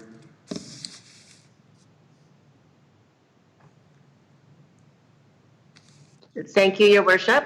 If I could move for discussion, and if we could start with Councillor Meyer. Sure. I just a comment on that. I can certainly appreciate the sentiment in regards to roads. It's a constant for sure. And in terms of especially the how you referred to the market being soft and the opportunities that the federal and provincial governments are looking to spend money on labor-heavy projects like that. So I think it's a potential opportunity. And I'm liable, I mean, after listening to my fellow councillors, but I'm liable to support such a motion. Thank you, Councillor Meyer. Councillor Loy? Loy or Lori? Loy, I think. Loy or Lori? Loy. Thank you very much. Yes, I think it's a good and reasonable amendment, and I will be supporting it. Thank you. Thank you, Councillor Loy. Councillor Laurie? Thank you, Deputy Mayor Matties. First of all, just to give some context, I had the numbers in front of me from our corporate plan. Sorry, I'm getting a lot of echo. I have the numbers in front of me. Are you able to hear me? Yes. Okay. I couldn't hear you. Is everybody muted? Are everybody muted? We can hear you in the chambers, Councillor Laurie. Okay, thank you. Quick figures with 1% being approximately $170,000. This works out to about 51 cents per month on $100,000 of assessed value, which the average home in Stony Plain was assessed at approximately $353,000, leading us to that increase would equate to about $21.64 a year on average for the resident. I guess my question on this actually goes to the General Manager of Planning and Infrastructure in relation to roads and maintenance and such. What does $170,000 actually get us? Because when I look back at some of the projects and proposals that have come forward in respect to roads, whether it be overlays, whether it be paths, whether it be new road construction, I recall the figures being significantly higher than $170,000. Can the General Manager provide some context as to approximately what $170,000 worth of additional roads work would look like in the town of Stony Plain? Yeah, thank you, Councillor Laurie. I'll just check in and ask the General Manager to respond. Your Worship, through you to Councillor Laurie. I don't have something. It really depends on the type of work that we would envision to do with that money. I guess to put it in perspective, currently Council has approved $500,000 for capital road improvements, and we're currently investigating various options in relation to mill and inlay, etc. So $170,000 basically would allow us to do exponentially more than the 500 that was already approved.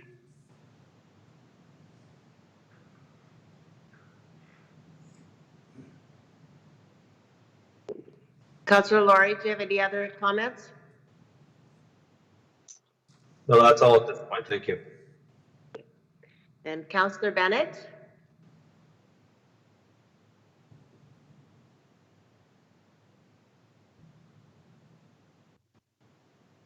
Thank you, Deputy Mayor. I can hear the feedback. Just a minute.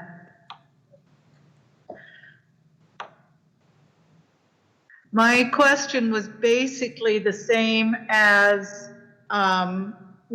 Councillor Laurie when it comes to what our budget has already been.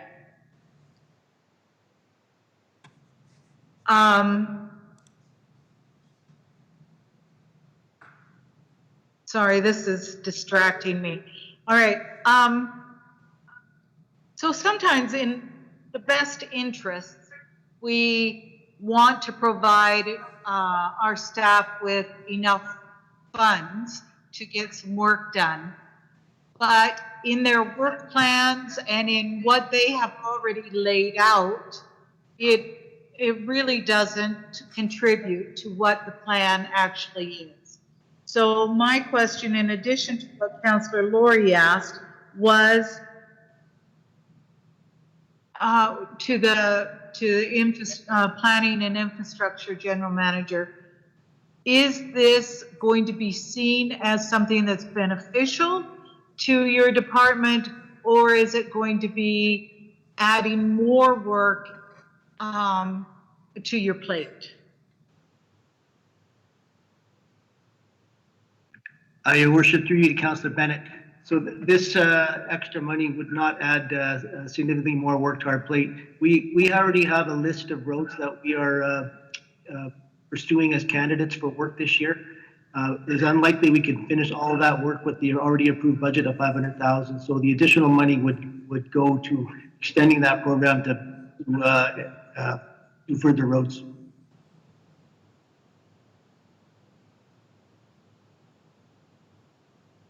Thank you, Councillor Bennett. Do you have any other comments?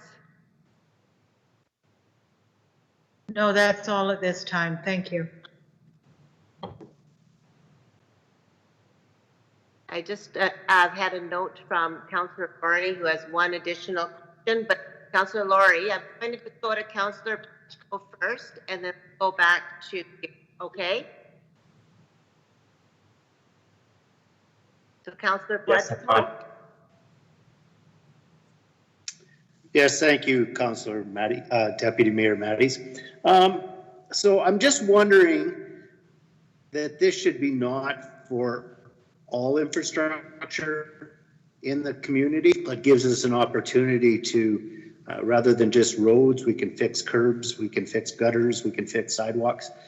So again, makes the mobility within our community that much better.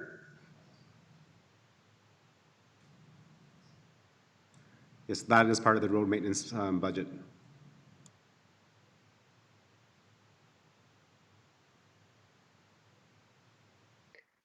Okay, thank you, Councillor. So do you have any other comments? Nothing at this time, thank you. Thank you. Councillor Laurie? Thank you, Deputy Mayor Matties. And this question goes to Mayor Choi. What you're proposing is a 1% tax increase.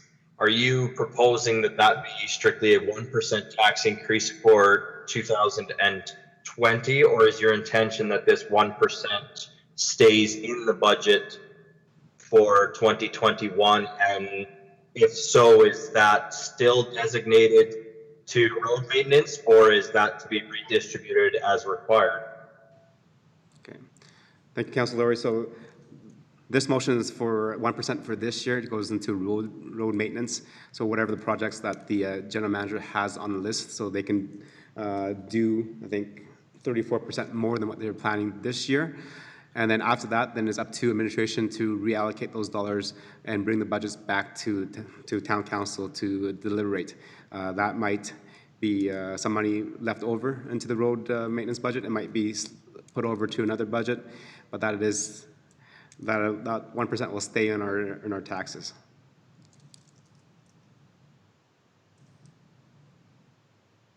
Thank you, Mayor Choi. Any other comments, Councillor Laurie? That's all for me, Deputy Mayor. Thank you. Okay, thank you. I'll just make one comment. I do support the mayor's motion in that our roads are under just such poor condition because of the environmental situation we've dealt with over this last year or so. So I would really believe that that will be of value to our community. So back to you, Mayor Choi, if you want to summarize. No. Thank you very much, Deputy Mayor. And again, make this motion not lightly, but based on thought and looking forward to what we want to see our community be after this. I understand it is a difficult time for many of our residents with the pandemic, many out of work. We have an opportunity here to continue to move forward.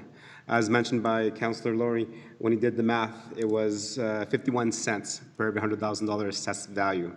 And the average home in Stony Plain is a little over $370,000. So it works out to $1.78 a month on average. So with that, we can pool our dollars and add more work done in our community that supports the overall infrastructure of our community that will help us in the long run. Thank you, Deputy Mayor. Thank you, Your Worship. I return the chair back to you.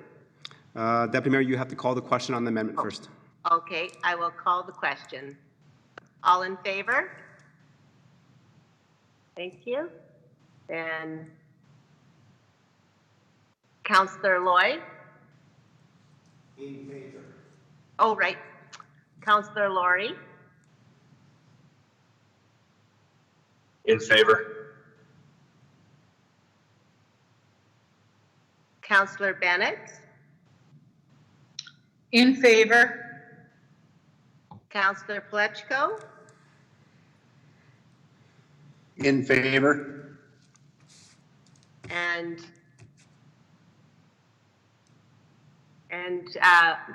Your Worship? In favor. Okay, and myself in favor as well. The motion's passed. Okay, thank you very much, Deputy Mayor, for chairing it. I take that chair back. Okay, thank you for the conversation and the questions regarding this 2020 spring budget adjustments. Any other questions or comments from members of council? Okay. And I see nobody has texted in, so thank you very much for that conversation. That was very, very well done. Good to see a lot of thought patterns out there and seeing how we can improve our community still in this difficult time. I will call the question as Councilor Loy has made the original motion on the 2020 spring adjustments as it's listed. So do we have to make anything as amended? Your worship, if I understand, the amended motion was to add a 1% tax. Would be, I believe we would probably put the dollar amount in, and then that would revise those other two revenue and expenditure numbers. But I think as far as the minutes go, it would be pretty clear what's happened, and it should be good just as the amendment. Right, so $107,000 added to the expense side amendment. Yeah. Thank you. Councilor Loy? Pardon me, Worship. One comment there. We have discussed that it goes to road maintenance. Yes. Is that crystal clear then? It's because we don't have it typed up on the things. We can say 1%, which is equal to approximately $169,900, comma, dedicated to road maintenance. Yes, so the... It's clear. It's not going to go into any part of general revenue. Right. Yeah, so the motion is 1%. That actually goes to the road maintenance. Okay. That was the amendment that we made the addition to that we all voted in favor of. Thank you. I didn't see it come up as worded there before, so thank you. Okay, thank you very much. Well done, you guys. I look forward to ongoing reports from administration as we figure out what's happening through this whole pandemic and other initiatives that the federal and provincial governments are bringing down for us. Okay, I'll call the question. All in favor? Deputy Mayor? In favor. Councillor Plechko? In favor. Councillor Bennett? In favor? Councillor Laurie? In favor? Okay, thank you, and that passed. Moving on to 9.4, which is the business license fee rebate.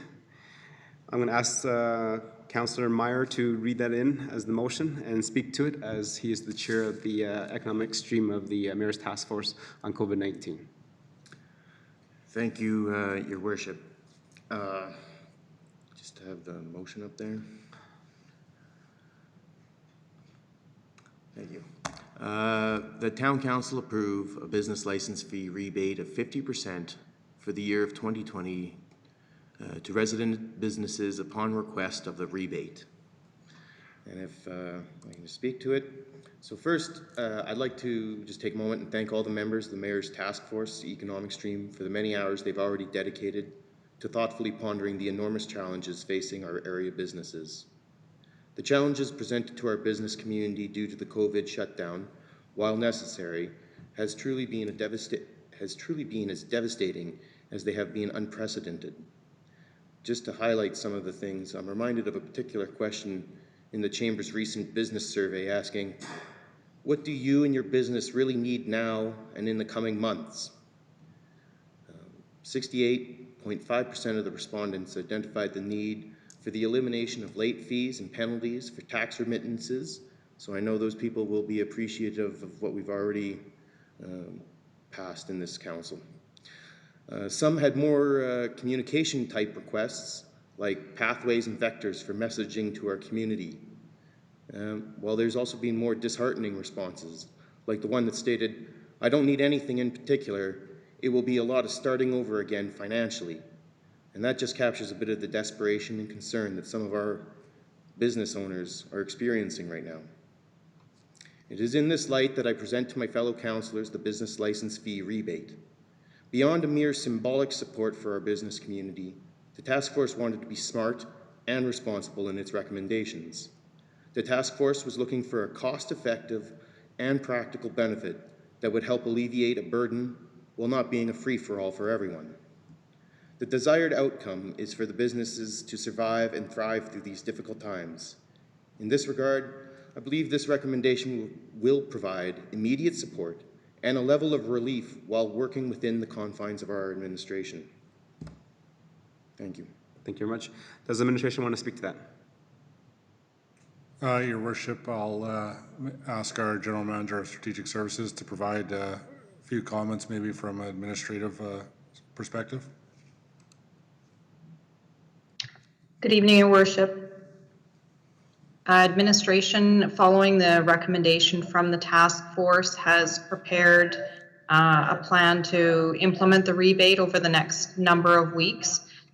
We will be communicating the opportunity for businesses to request the rebate and then administer the rebate to those that are eligible for it. And we very much appreciate the task force input and role in guiding some of the recommendations that are coming forward to support both immediate relief for our business community as well as ongoing recovery for our business community.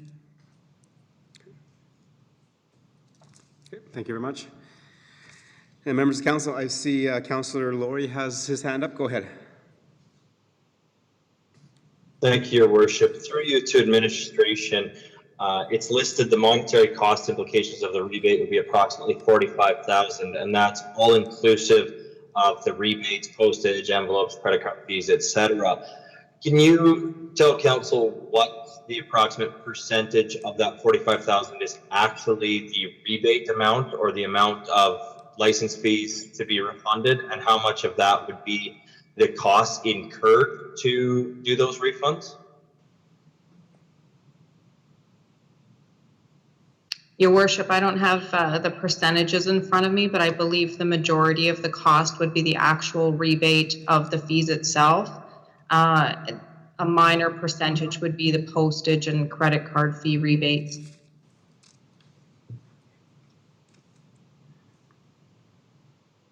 Okay. As a follow-up, Worship. Go ahead. So in those figures, then, through you to administration, are there any inclusions for the staff time and requirements, or do we feel that the staff time and requirements to execute this would be too minimal to note the approximate cost of that? We haven't included the staffing contribution in that. It's difficult to estimate exactly how much time. That would be based on the number of requests for rebates that are submitted to us. Okay, so maybe then a follow-up question on my part is then, do we have adequate staff to handle a rebate? Your Worship, we are prepared and able to administer the rebate with what's been proposed this evening, yes. Okay, thank you. Councillor Laurie, any other questions? No, I'm good, thank you, Your Worship. Okay. And looking here, nobody else has sent a message in that they want to ask a question. So, Councillor Loy, anything to add? No, Your Worship. I agree with Councillor Myers there that it's a good gesture to the businesses. It shows that we're doing what we can to get behind them, and it's a positive step. I think, you know, yeah, I'll leave it at that, sir. Okay, and before I turn it back to you, Councillor Meyer, Deputy Mayor Mattis has now just texted in that she has a question. So go ahead, Deputy Mayor. Thank you, Your Worship. First of all, I want to say that I'm 100% in favor of providing necessary financial support for our local resident businesses. But my concerns regarding this recommendation are basically threefold. First of all, the value of the refund per business in the range of $25 to $50 is a relatively small amount. The administrative burden and cost to process the rebate. When we look at staff time, cost of mailing, cost of envelopes, etc., there is a cost to it. But more importantly, will this significantly impact the economic well-being of these businesses, or is there another way to provide better support, which can facilitate a greater direct impact on the bottom line and encourage the long-term business viability? And I'm just going to give an example because, believe me, I truly support and respect the economic task force, but I just get this example is if I had $45,000, I could pay 3 technical social media digital marketing specialists as students over the summer months who could work from June 1st to August 31st for 13 weeks and provide direct e-commerce support to facilitate online business. Now, I haven't been part of these conversations, but I just need to have that clarified as to, is this the best thing that we can do for the businesses in this situation? Okay. Councillor Meyer, do you want to address that? Thank you, Councillor Matties. So just listening to the value isn't significant is what I'm kind of getting the gist of your argument, and possibly the money spent could be spent more wisely. So for starters, I would say for some businesses, I think of my wife's business, a day home, $25 isn't insignificant, and it would be appreciated by the smaller one-off businesses. True, larger businesses, it wouldn't maybe be as significant, and I think that is why the task force was keen to make sure that it was elective, so that if people did feel like that wasn't a significant thing for them, they could still pay or not take the rebate. Second, I would just like to point that in terms of how can the town help businesses, we are only a town. We do have to sort of sit in line and wait to see what comes down the pipes from the federal and provincial governments, who have far more resources to do more significant actions. This is something the town can do, and we can do it now. And finally,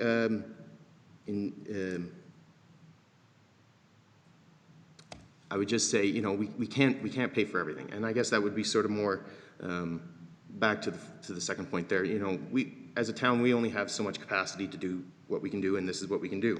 In terms of hiring students, I do appreciate that comment, and I know you've brought it up before, and I have communicated it to the task force, and the Chambers is particularly interested in that thought and is looking into it. You heard earlier this evening, I believe it was the mayor asking about the town's ability to hire summer schools with the federal program there. So I would say you can expect to probably hear more about that later. I hope that answered your question. Thank you, Councillor Meyer. Okay, now that I didn't go to you right away, I have Councillor Bennett that's queued up now. Go ahead, Councillor Bennett. Thank you, Mr. Mayor. When I read this, I thought, well, of course we're going to rebate the 50%. Their business is closed for at least 6 months. So it's only fair when you're not using your business license that you're going to get a rebate on it. So to me, it just makes sense. It's only fair to do that. I think Councillor Maddie's your suggestion is definitely a good thing for the Chamber of Commerce. It's not something that really applies to, as Councillor Meyer said, it's not something that applies to what the town can do. So I'm definitely in favor of this motion. Okay, thank you for your comment. So one question for you, Councillor Meyer. This is a 50% reduction in rebates. Any thought or consideration given to like 100% rebate, since this is elective and not widespread that everybody receives it? So if you still don't need it, then you don't have to apply for the rebate, but if you do, then you can apply for it? I'm sorry, to just restate your question, first off, was it considered a full rebate? Yes, it was. Members of the task force really drove home the point that they even though they are not town councillors, they appreciated the financial implications, and much to Councillor Maddie's point, you know, if we were, I believe the original number for a full rebate was in the $150,000 range. And not to say that they balked at that or anything like that, but they had similar thoughts to Councillor Maddie's. Could the money be spent better? And I believe that was sort of the impetus behind the 50% and making it elective. And then, sorry, if you could, the second part of your question. Okay. And then this is only for residents that have a business license in town Stony Plain. So if it was an Edmonton company that has a business license in Stony Plain, are they also eligible for this? Not the way that this motion is. Okay. Thank you. I'm finished. I don't see anybody else texting in that they have questions or comments, so I'll let you summarize, please. Well, I wasn't prepared with a summary. I was prepared with an opening. So just to quickly summarize, you know, I would like to stress the elective nature of this. I don't suspect that everybody will take it, and so the cost won't be as significant for the people who do need this. It will be, and it will be appreciated, and we'll just leave it at that. Okay. Thank you very much, Councillor Meyer. So with that, I'll call the question. All in favor? Okay. Deputy Mayor? Yes, I'm in favor. Okay. Councillor Pletchko?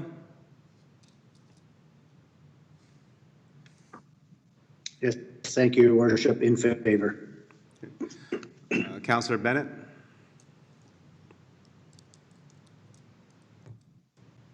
In favor? Okay. Councillor Laurie? In favor. Okay. Thank you. And that has carried. Okay, we're going to move into information items and council discussion quickly before we move into the closed session. So I'll start with Councillor Bennett. Anything to highlight for council? Mr. Mayor, I just wanted to say how pleased I was when I saw the video that was posted today on hashtags Stony Plain Together. It's a great tribute to our community, and I want to thank Councillor Laurie's social task force for thinking of it and putting it forward. That's all. Okay, thank you very much. Deputy Mayor? Thank you, Your Worship. I have a few comments and questions. First of all, I know we discussed garage sales at the last meeting, but I can't remember the final determination with that. So can a resident have a garage sale on June 13th, 2020? It's my first question, comment. The answer is no. I'll let the town manager can explain that. Yeah, Your Worship, we'll be putting out messaging in the upcoming week surrounding garage sales or about garage sales, essentially indicating that, you know, through the public health orders, 2 meters and non-essential and so on and so forth, that they're essentially prohibited through the public health orders. We, as the town, don't, you know, technically sanction garage sales, but we'll be communicating that, you know, they're in violation of the public health orders, the broad notion of the public health orders. Okay. Okay, Deputy Mayor, next one. Yes, I just wanted to share that FCSS has the Caring Heart Connection program, which basically you can call members of our community who are isolated or need a check-in. And I'm looking forward to calling my first resident this week. If anyone else is interested, you can call Deanna Butts at FCSS. And secondly, FCSS has another great program. It's a new online training program to empower community members to support seniors. And everyone is invited to become a senior connector via free online training program to train people on how to recognize and respond to seniors in need. So again, contact FCSS for more information. And then I just want to do a quick brief of, I was both the Earwalk meeting as well as the AUMA Sustainability and Environment Committee. We had both meetings virtually. With Earwalk, it was our first virtual meeting, so we had a few hiccups. I got kicked out a little bit, but got back in again for the round robin for each community. And a couple of things that the communities have noticed is that either that their waste has increased or they're projecting the waste will increase.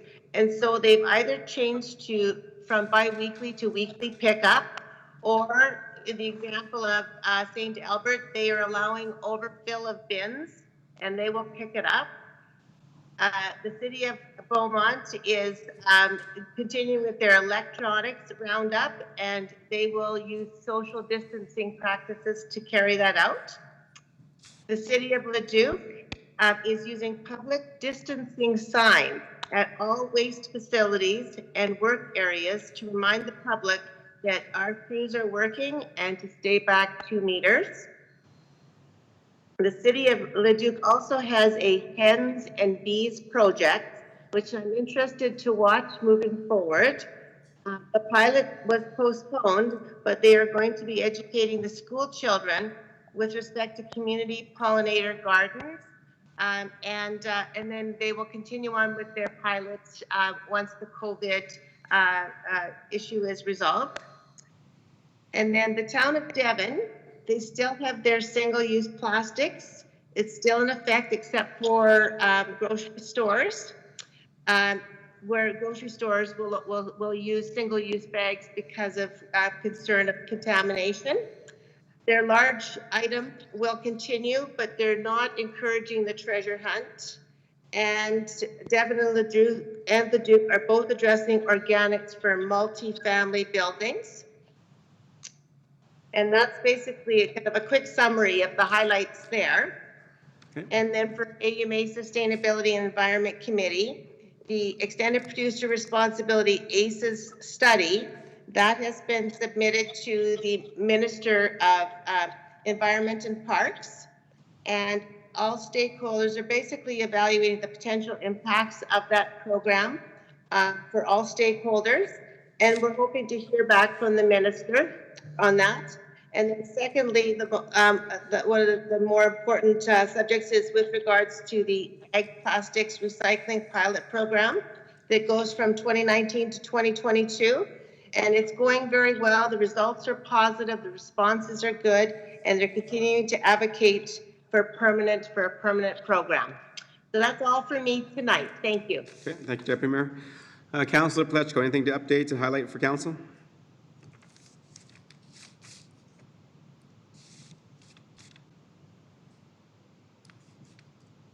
Nothing for this evening, thank you. Thank you very much. Councillor Laurie.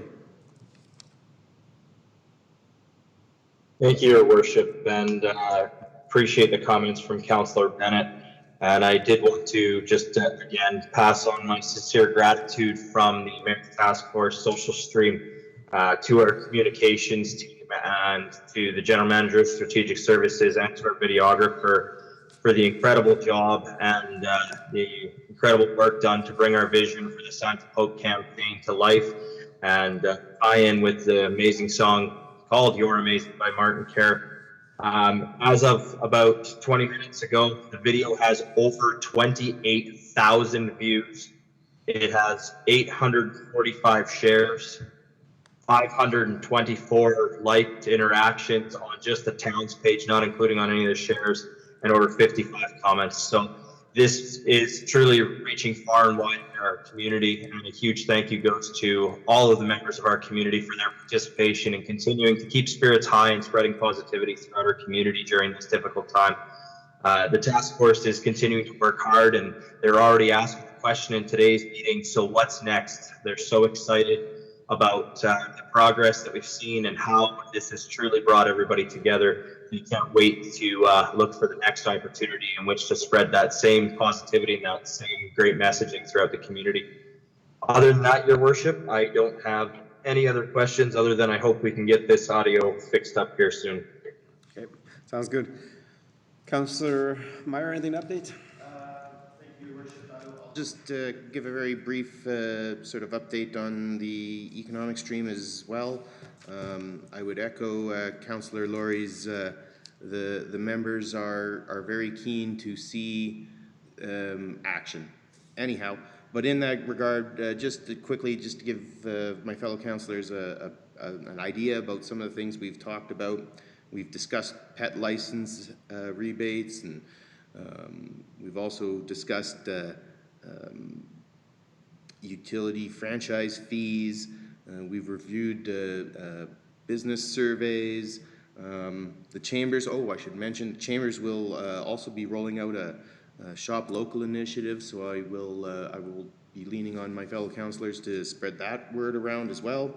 And but getting back to the survey results, we're starting to appreciate specifically and identify a need for a toolbox of solutions that many multitude of businesses need depending on their industry.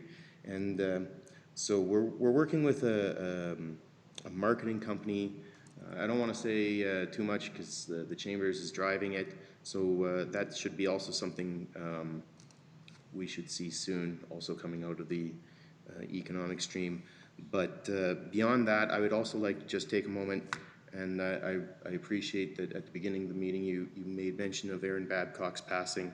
I would just like to share my first time meeting Aaron Babcock was out on the campaign trail, and just to give everybody an idea of what kind of person she was, she tracked me down while I was out knocking on doors to give me well, I don't know if it was a little bit of guff about what I was talking about on the campaign trail, or just some insights from her perspective, but you know, that was sort of my first introductory of what it would take to be a politician in this town. So I appreciate that, and I thought I'd share that. Thank you very much.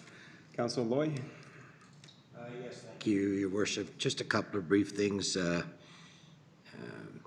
Aaron Babcock certainly was one of the hardest workers, you know, for this community, and she put her heart and soul into it, and I think we all have to thank her for that, or do thank her, and we'll remember her for that. That goes without saying.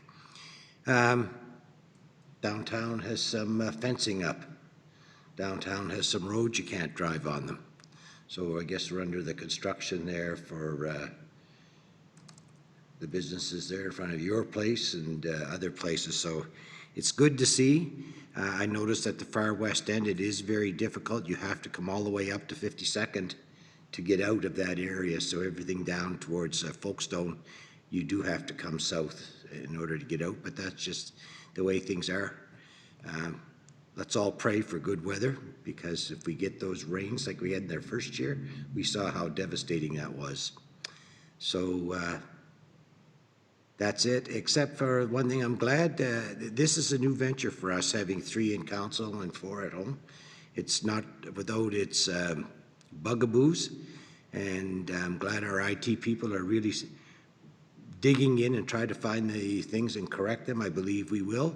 And so everybody, I guess, sort of like, let's be patient and work through it the best we can, because this is what we have, and it will work. That's all. Okay. Thank you very much, and thank you, members of council, for providing an update. You guys covered mostly everything I've said that I wanted to say, so thank you very much for that.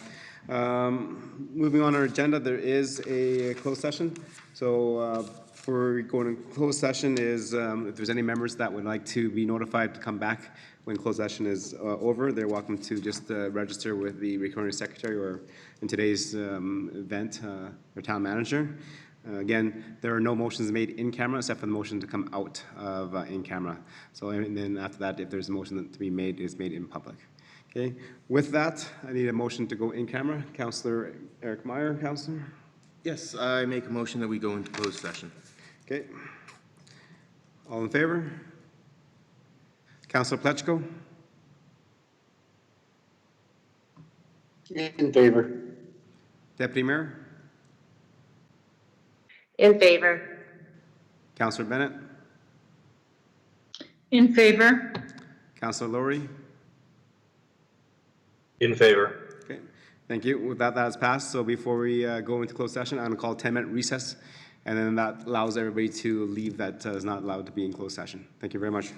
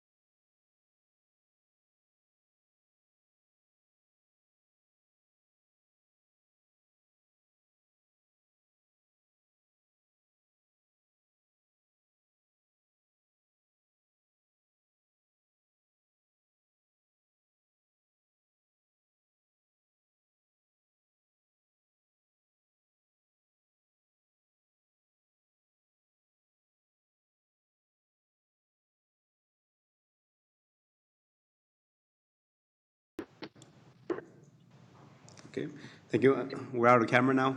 Town manager, was there anybody that submitted a list that they wanted to be notified of us coming out of camera to be part of the public session? No, Your Worship. Thank you. With that, members council, coming out there is two motions that need to be considered. Councillor Bennett.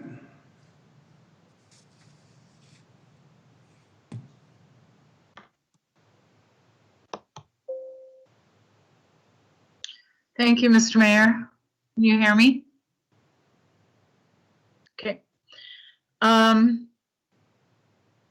So there are two motions that council accept the SAGE investigation report as presented by SAGE Analytics, and that council acknowledges that the council code of conduct complaint investigation is complete. Actually, Mr. Mayor, I think that that says it all. I don't really think the second motion is necessary. I want it made perfectly clear that we've done our due diligence and we have the findings. And I think this ends right here. And the other recommendations was stated. The town manager is going to work on solidifying our policy a bit more and go through some of the recommendations.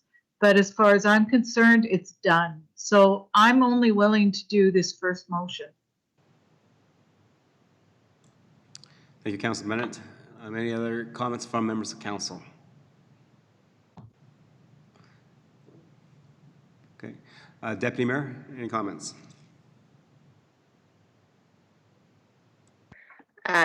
Yes, Your Worship. Just a question to Councillor Bennett. Can you further explain to me why we wouldn't do both so that it's clear, just so that I can understand?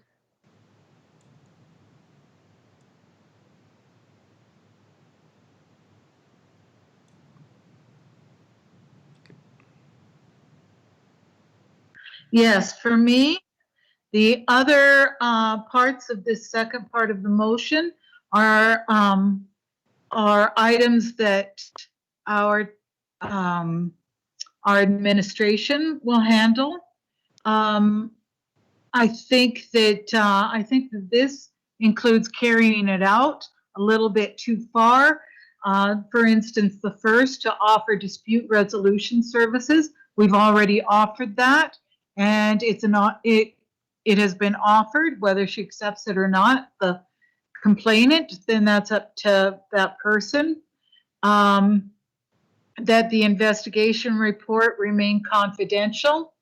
I think that was clear in the report, that what we have to give her is the report itself. Whether or not it is made public, it's out of our hands. Whether we say that it's confidential or not, it's out of our hands. We need legal opinion on this, but as far as I'm concerned, it just prolongs the process. I think that the complainant also,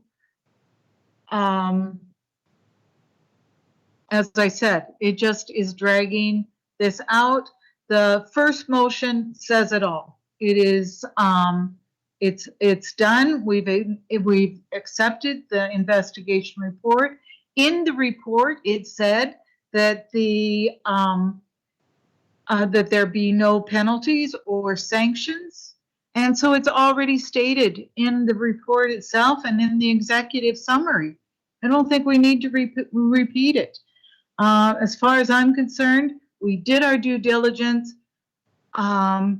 We were very public. We were very transparent in this process. I think it ends here.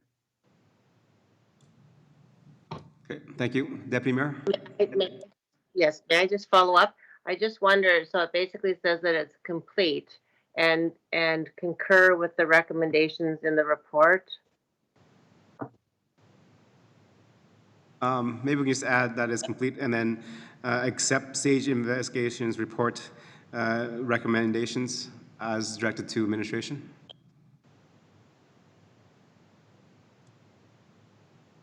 That makes.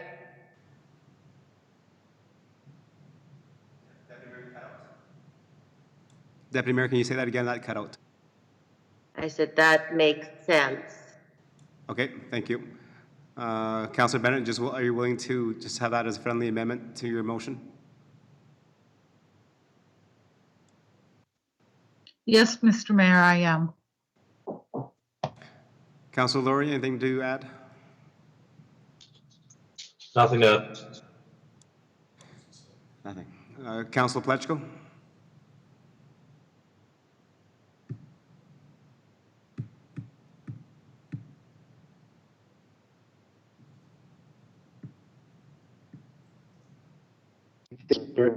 So I do, and I agree with Councillor Bennett.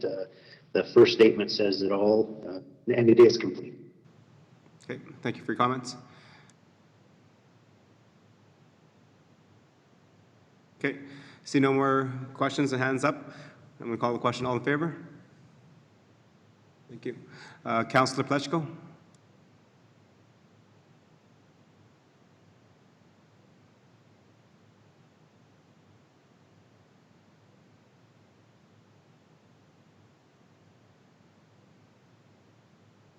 In favor?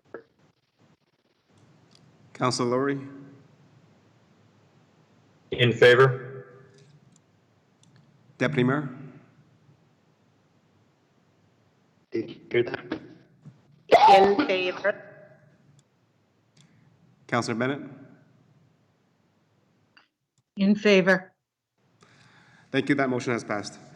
So that comes to our adjournment. Thank you very much for taking the time, reading the agenda packages, and getting us to the point that we're to right now, finishing a council meeting. I think this is one of the latest ones we've had in a little while, so good work, ladies and gentlemen. To administration, thank you for your hard work, especially with the 2020 spring adjustment. It is going to be a difficult year for us, and council will be looking forward to some more of the updates coming forward and how we're going to make sure that we balance our budget, and making sure that we still provide all the amenities and services to our residents. Thank you very much. You guys have a good night. This is adjourned.